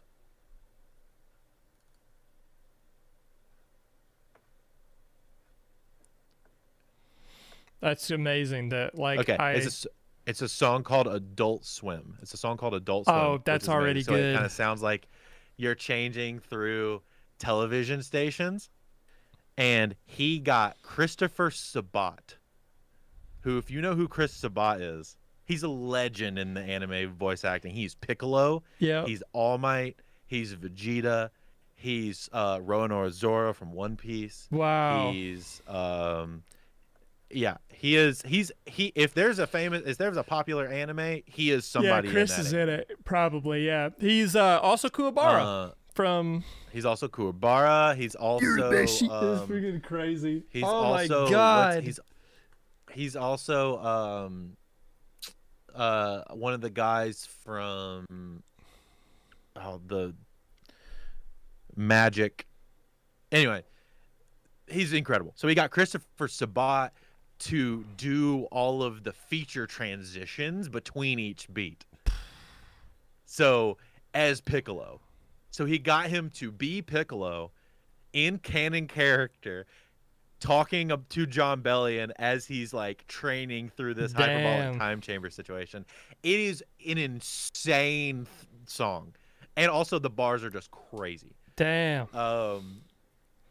So yeah, got it. That's Adult Swim. That's on Glory Sound Prep. That's probably my favorite record of his. Is the most recent one. He's got a song called Stupid Deep on there that's also really popular. Yeah, dude, it's such a good record. So, but not only is he just like an incredible producer, an incredible songwriter, an incredible visionary. Dude's got bars. Dude's got number ones out the waz.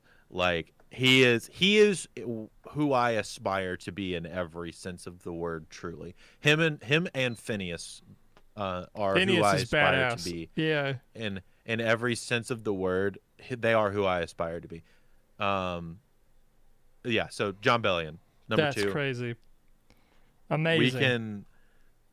We can go to chat because we got some chatters in. We do. What's up, Cody? Let's scroll back a little bit. Yeah, Cody Ponce. What's up, dude? Dr. Deathwish. What's going Dr. on? Deathwish says, I'm more of a Johnny Cash type person and songs from the 60s. Johnny Cash, legendary, amazing. There's a space in my heart for a lot of that stuff too. We'll get to that in our audible mentions. Yeah. So one of the songs from the 60s that I've been into is I Feel Free by Cream. I've been listening to that a ton. Such a good song. Just the Such an underrated group. like that's a good vocal hook. I love it. Yeah. And that's a badass band. You know, just Cream.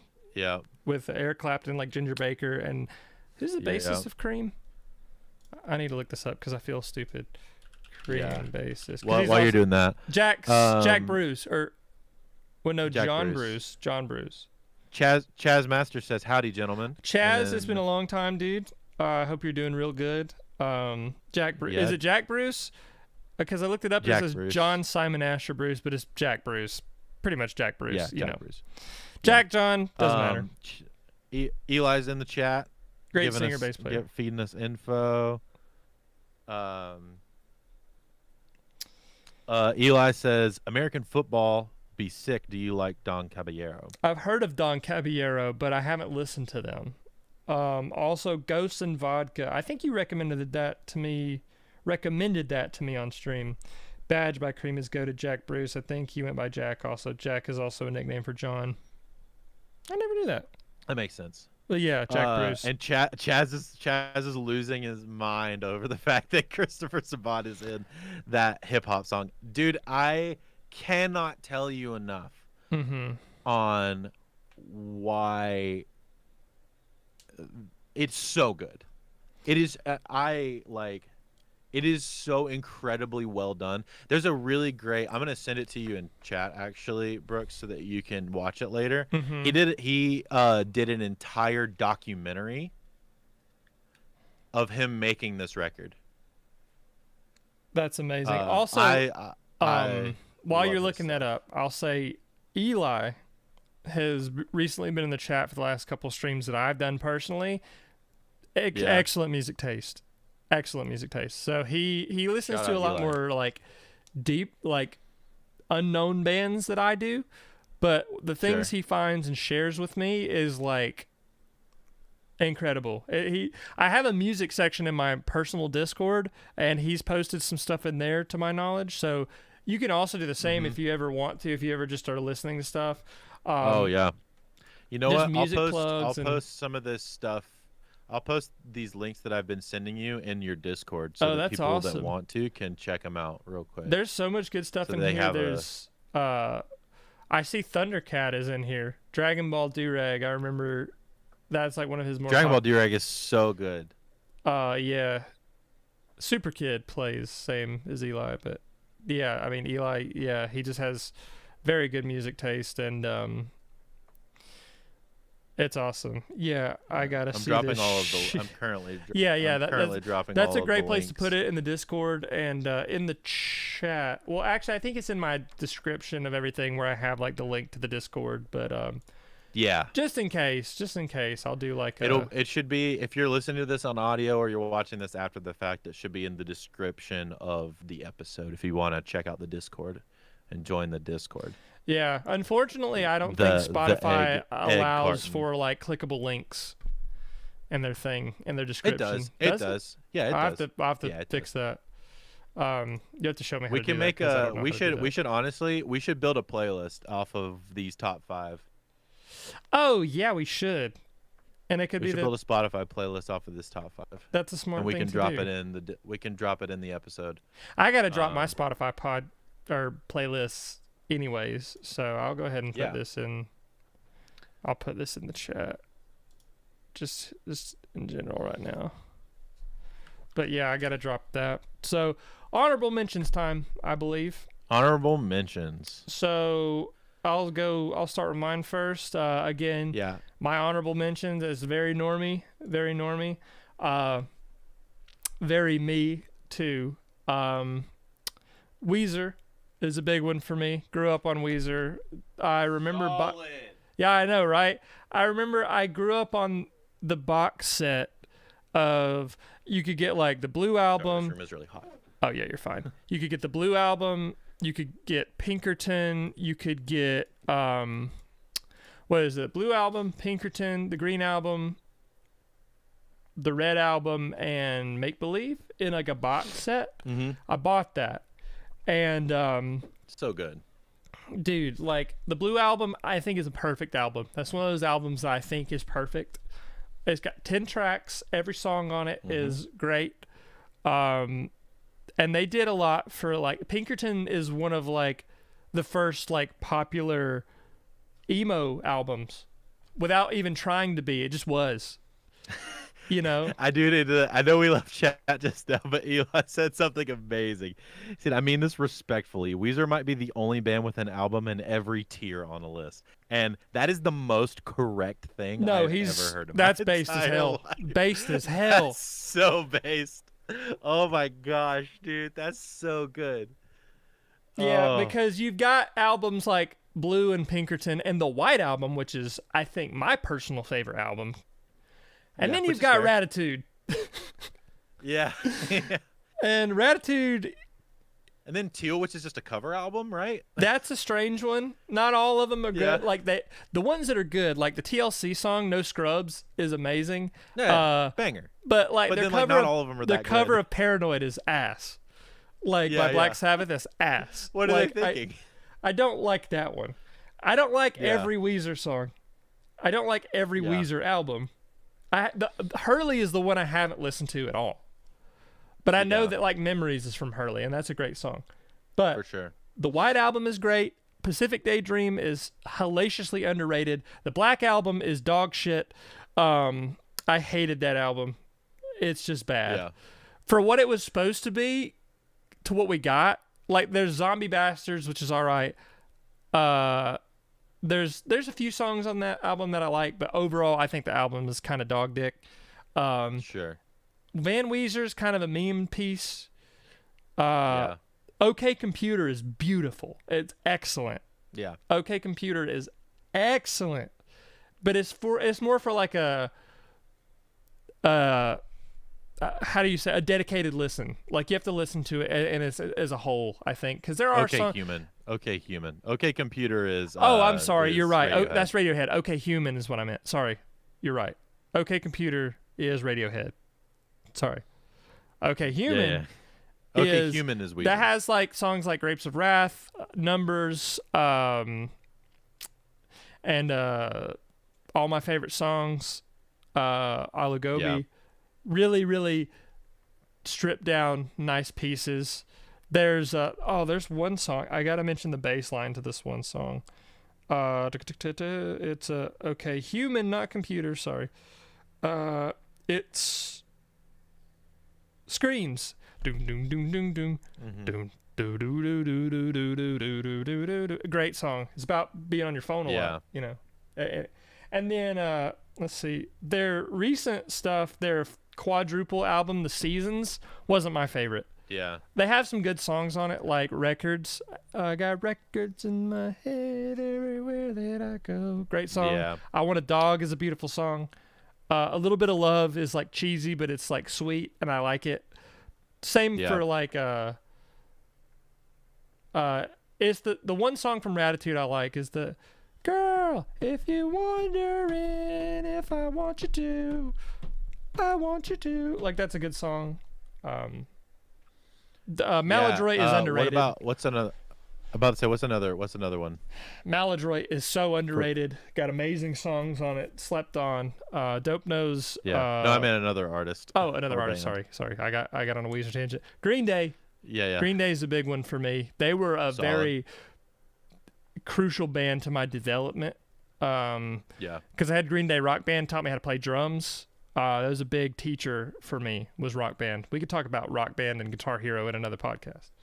But Sure. Yeah. But Green Day Rock Band was a huge staple of me growing up. Love Dookie. My favorite Green Day album is probably Nimrod. But solid choice. I love that like post Dookie era of stuff. Warning is a great album. But right before they got like super popular. Yeah, right before American Idiot, right before the super political shift, you know, like and then other bands when like they were just having fun. I'll just be quick because we're passionate. So Rise Against was a big one for me. That was like my first step into heavy music. And it was like Rise Against and then A Day to Remember, then heavy music for me. So like Rise Against was amazing. They have the joke where it's like all Rise Against songs sound the same, and I kind of sort of understand with the drum beat, that's just punk. That's just punk music. But like they took punk and made it palatable I love bands that do that. They take a genre and they make it accessible for like anybody. Cause I think the Black Market is a fucking amazing album. It's my favorite album by them. Bands like that. I'm trying to think of other bands. Just your typical rock bands like Jimmy Eat World, Pearl Jam, like Incubus was another huge one for me. Incubus is on my honorable mentions list because there was the 3-album run of what is it? Morning View, Crow Left of the Murder, and Light Grenades is one. Light Grenades is 3. Oh, Make Yourself is the other one. Make Yourself, yes, that's the other one. Yeah. It's Morning View, Make Yourself, and Light Grenades as a 3-album run is just crazy. Like what a strong 3-album run. It's insane. After that, it kind of starts to fall off a little bit for me. I don't like their newest album. There's Nimble Bastards, which is like one of their newer songs. I think the production is bad. Yeah. Just for their sound. I haven't listened to that. I know they just dropped a version of I think it was Morning View. They did it was a version of it. Yeah, it's like is it like a remix version or a re-recorded version or I don't know what. I think it's a re-recording version. I need to listen to that. I need to compare them back to back. I've been meaning to do that, but yeah, Incubus is another one for me.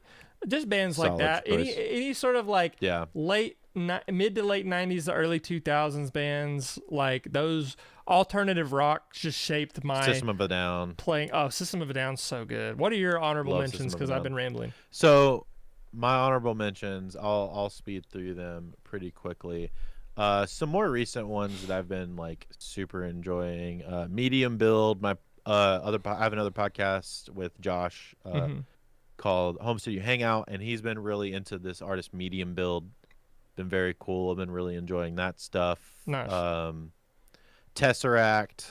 I've heard of them. Incredible music, especially from a bass perspective, bro. It's so incredible. This one almost made it. Victor Wooten. In general.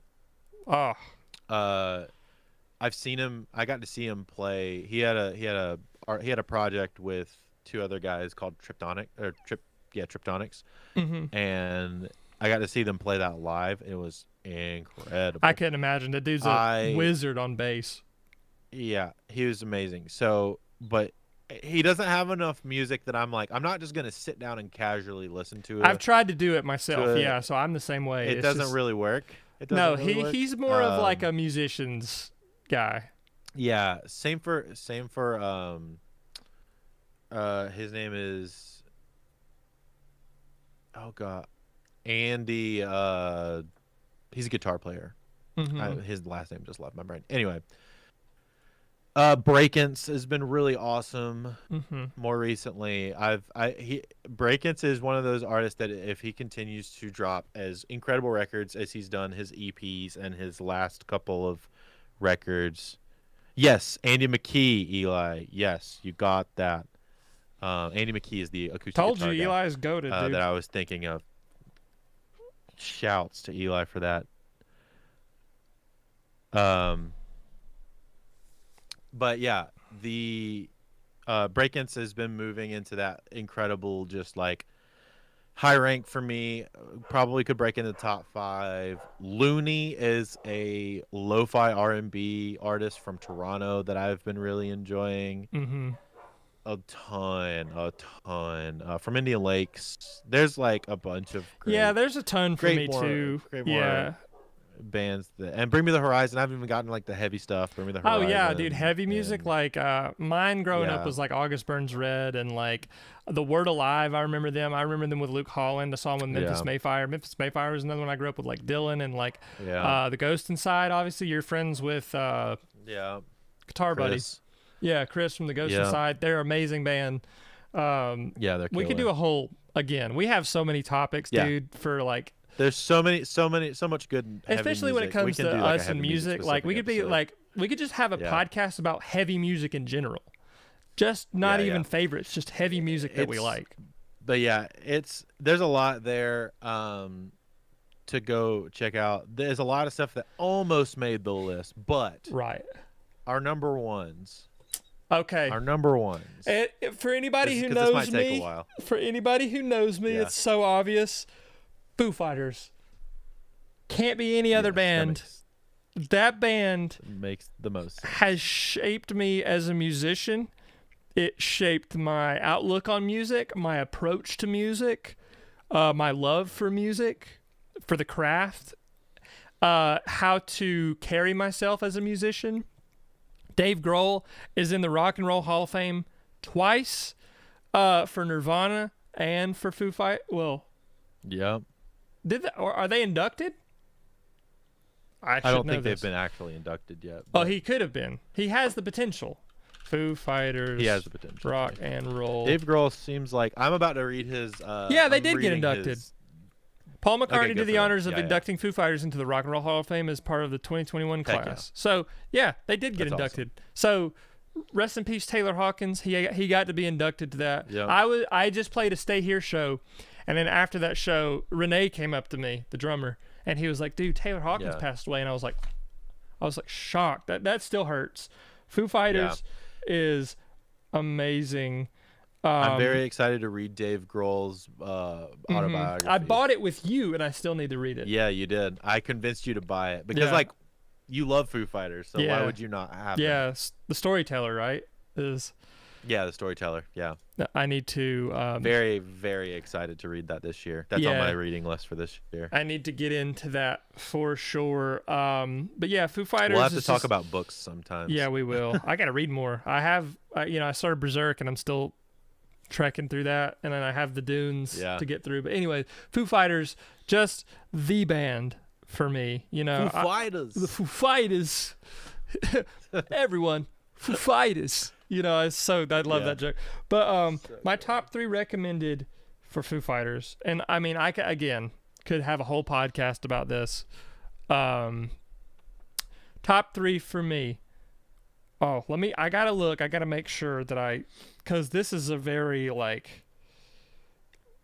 I gotta be careful when it comes to this, because if I had a top 3 listens for Foo Fighters that you have to listen to, my list is a little unorthodox. I would have to say The Color and the Shape. Definitely The Color and the Shape. Yep. I'm going to say this. The Color and the Shape, Echo, Silence, Patience and Grace, and Wasting Light. Top 3. Wasting Light is those are my 3. That's like the pure rock. They did it all in a garage. That's like pure rock. Echo, Silence, Patience and Grace is a hybrid of like rock and acoustic and some experimental piano stuff.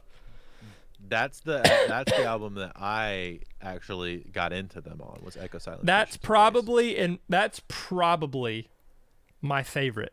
If you just, it's probably the most complete of their sounds. Of like all of the sounds that they do, it is it's a very good barometer of like everything they're capable of. If you like that record, some songs on that record, you will like them in some capacity on other records. Because like there's Stranger Things Have Happened, which is an acoustic, like low-key acoustic. Yep. Statues is more of a soft rock, piano driven, and then Home is just a piano ballad, which is beautiful. But honestly is huge. They have huge rock bangers. Come Alive is amazing. It's just punch in the face, like. And then you've got the hits, which is Pretender. The Pretender is the song of all time. Yeah, dude. Like Let It Die is amazing. That and Hero. Oh yeah, Oh yeah, My Hero is from that's from Color and the Shape. That's from Color and the Shape, but yeah, they do have like the bangers. The Color and the Shape is when they like really found their sound, and really when they became the Foo Fighters, in my opinion, because they worked with Gil Norton. They came out the gate swinging. They're like, all right, we're serious. We're a band. But they also don't take themselves too seriously, because they have really fun music videos and they're goofy, silly dudes. Yeah. They have, the Learn to Fly music video is like, you can be silly, but you can take your work seriously, but not yourself. And that's a huge thing for me. You know me well enough to know that I do that. I take what I take what I do very seriously as a musician, but myself, I'm just there, man. I'm just vibing. 100%. Yeah, no, those are 3 great recommendations. most people have heard a Foo Fighters song, but if you've never done like a solid full listen of Foo Fighters, those three I would recommend. I would agree on recommending those three records. Those three are like the building blocks, because I love good.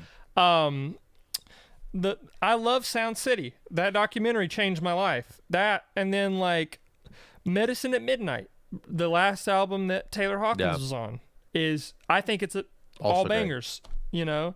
But Here We Are is also super emotional, and like it's just Dave putting everything on the table, you know, because he lost his mother, he lost Taylor Hawkins. Like that's a huge. It's a very personal, mature album. The world was in turmoil at that time when he wrote that as well. Yeah, it's a. In Your Honor is a double album. It's got a lot of cool acoustic stuff on it. One by One has All My Life. It's also got the best. Yeah, There's Nothing Left to Lose was my favorite for a long time, because it's all Dave's guitars, because he wrote all the parts. Yeah. And then Chris Shiflett showed up, you know. But all that to say, Foo Fighters, favorite band of all time. Andrew, what's your favorite band? Oh, this was easy for me. You probably know this. This was so incredibly easy for me. Yeah. There's only one band that stands the test of time that has transcended out of memes and still is a little bit of a meme, but they revel in it. But also they make some of the most beautiful lyricism, interesting production, and 100% independent. And that is Enter Shikari. Yes. My favorite band of all time. You saw them with me. Yeah, I did. That was awesome. You understand how just mind-blowingly talented they are. Yeah. Oh, of course. I kind of had a feeling that it was Enter Shikari, but I didn't want to say. Oh, bro, it is like easily Enter Shikari. Like, my favorite band. For those who don't know who Enter Shikari is a band from England. Specifically, hold on, I want to get their specific place of origin. Hertfordshire, England. They are very, very British. They came up in the like kind of post-hardcore emo phase. Most people know them from Sorry You're Not a Winner. Yes. Which has like the claps in it, the and the music video of them doing a house party and stuff. And that one's really popular. But that one, I learned about them then. I thought they were sick then. That's from Take to the Skies from 2007. And that record's pretty cool. And even then, it was really like different for me. Then they moved into Common Dreads, and I was like, all right, this is sick. They've upped their production quality, all that kind of stuff. But then the Flash Flood of Color, I knew it, hit me so hard, bro. That album changed everything for that band. They leaned into, so their drummer and their vocalist, Rory's their guitarist. Row's their vocalist, and oh my gosh, I can't. Chris is the bass player, right? Chris is a bass player. The actual drummer wasn't there whenever we saw them. I know, he was stuck in the UK with freaking passport issues. The replacement drummer was very good, though. Yeah, he was very good. His name's Rob Rolfe. Yeah. So Rob and their vocalist Row are both DJs also, alongside of the fact that they're just incredible musicians. That's cool. And so they do lots of really cool. I mean, they did live remixes when we saw them. You know, they like took a song and then we'll just like remix it live, which is super sick. But this is when they started leaning into their like drum and bass and UK garage like roots. For Flash Flood of Color, and it is an incredible record. They're big into challenging like climate change and faith and like challenging the status quo on everything. And they had a #1 record, A Kiss for the Whole World, last year. They had a #1 record in the UK, their first #1. Fully independent. Amazing. Yeah, they have their own label, don't they? Band. Yeah, they are fully independent. They do everything themselves. It's incredible. Um, so if you like post-hardcore, some screamy stuff, some rock stuff, it kind of spans the range of like pop rock to heavy stuff. If I were to give you 3 records to listen to, which is honestly going to be kind of hard, I would recommend A Flash Flood of Color, my favorite record. That's probably one of my favorite records of all time too, which is So not good. to interrupt you, but it's funny because Grayson, my friend that I mentioned earlier in the other hardcore band, he turned me on to this album because he saw them live when they were smaller in like a really small venue in Atlanta. Yeah. And he was like, dude, that at one point that was his favorite band too, I think. But that A Flash Flood of Color, I think I have a hard copy of that album too. It is probably one of my favorites, one of the greatest albums I think I've ever heard, personally. It's so good. It's a complete record. I'm It's really a front glad, to back perfect record. Yeah, I'm really glad that I was able to know that band when I met you guys so that we could all talk about it. Dude, it's so that record, incredible. The record after that, The Minesweep, is probably one of their most well-produced records. I've heard it was really good too. It sounds so cool. It's another one that's like very complete. Every song fits, and it's so well done.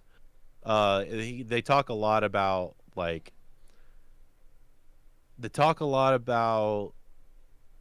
like the medical system and like how it's, especially in the UK, is like really messed up, and right. But the medical system across the world is like really messed up. So they talk a lot about that kind of stuff, and anesthetist, and Never Let Go of the Microscope, and myopia. Mm-hmm. It's a very cool thing. And then the other record is Nothing Is True, but Everything Is Possible, which is the record that we went and saw the tour for. Nice. So a lot of the songs that we saw live were from that record.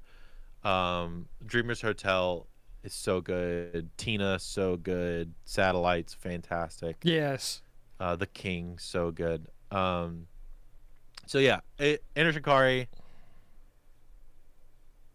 my favorite band of all time. That's like, a great hands down. choice. Seeing them live was just a very complete experience for me too, because like I grew up with seeing them live also makes you understand them. Because they're so down to earth and cool dudes, and they're funny. Yeah. You know, they're just people. They're hilarious. Yeah, they just make jokes half the time on stage. It's amazing. But yeah, any final thoughts or anything you want to add before we? I want to read one chat. Somebody commented one thing as we end off, because I thought it was really funny. And let's see.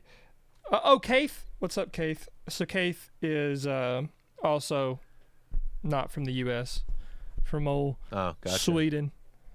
Hello. Love them very much. But Parth, I don't know how to pronounce the last name, but somebody named Parth in the chat says, "Yep, you guys look like a beautiful gay couple."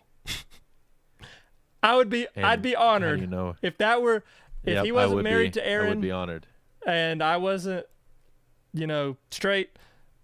I would be honored. If that was the way, was the hand that we had been dealt, I'd be honored. But let's go. Oh, is it? Did I get that wrong? Is it Norway? If I forgot that on the spot, I'm gonna be very embarrassed. But anyways, is it not Sweden? It's probably not. I probably got that wrong. That's the downfall of not having social media. That's Brooks. Brooks just Belgium. You're right. Okay, it's Belgium. That's so different. That is so way different. Like across water. That's very different. That's the thing that happens when you don't have social media. Is you have to remember things like a regular person. You have to interact with people enough to remember those. Because, I remember Sarah, before she moved to Seattle, I played a show in South Carolina, and I was like, yeah, I'm playing where you're from. And she was from North Carolina. So I get these things wrong often. So it's not personal. Anyways, we're at the tail end of the recording, so I'm glad I got to solidify that forever. And the dogs are so pissed, they're screaming at me. So, Belgium. I'm gonna get Belgium tattooed on my arm now. There we go. I'll send this off. At least you said Europe, unlike Ryan, who said Wales and Rhode Island. Yeah, that was really funny. That's so different. Oh, I remember because I had a friend of mine who sent me. It's like a drawn Goofy, T-posing Goofy from Kingdom Hearts, and I believe he was from Norway or Sweden. Oh, okay. See, I can't remember either. My brain you sucks. Can't even remember that. That's fine. Anyway, thank you. This is the end of the VOD, so thank you guys. We'll still hang out and chat for the live thing, but thank you guys for watching. In the meantime, thanks for listening. If you're watching this after the fact or listening to this after the fact, you can check us out live on YouTube. Currently at badluckbrooks YouTube every Monday, chatting and hanging out with people in the chat. And if you're listening to this, please subscribe to the Things We Like podcast at Things We Like Pod on YouTube and wherever you listen to your audio podcasts. Please leave a review or, share it with a friend because you love them. And we hope you enjoyed this episode of Top 5 Music Artists. All links for the stuff that we talked about will be in the description. Thank you so much for being here. Brooks, send us off. Yep. Be good. Be nice. Don't forget Belgium. Remember Belgium. Don't forget Belgium. All right. Love you guys. Bye. All right. Fuck. Great job. Sorry. At least I was in Europe. That's funny as hell. Yeah. I need to go visit. We're in Europe. I have friends who are like all over the place. So like remembering every little detail is hard. But anyway, I have to go really, really soon. I have to go to a lunch meeting.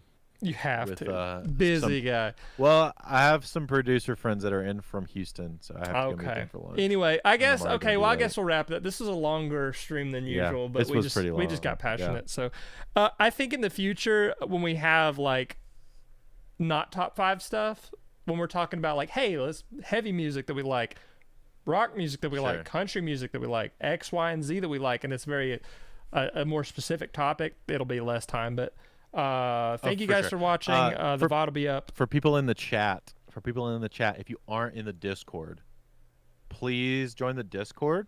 It'll be in the description, links and stuff. And if you're not in, I would love some thoughts on what you guys think we should talk about or what you guys would like to hear from us. It's always nice to get like feedback from you guys. So. Just let us know what we can do to do better or any kind of topics that would be interesting to you guys. But let us know. Yep. I'm gonna run too soon, so I'm gonna at least end the stream. Thank you guys for watching. Yep. Be good. Again, don't forget Belgium or you're going to hell. All right, there you go. Bye.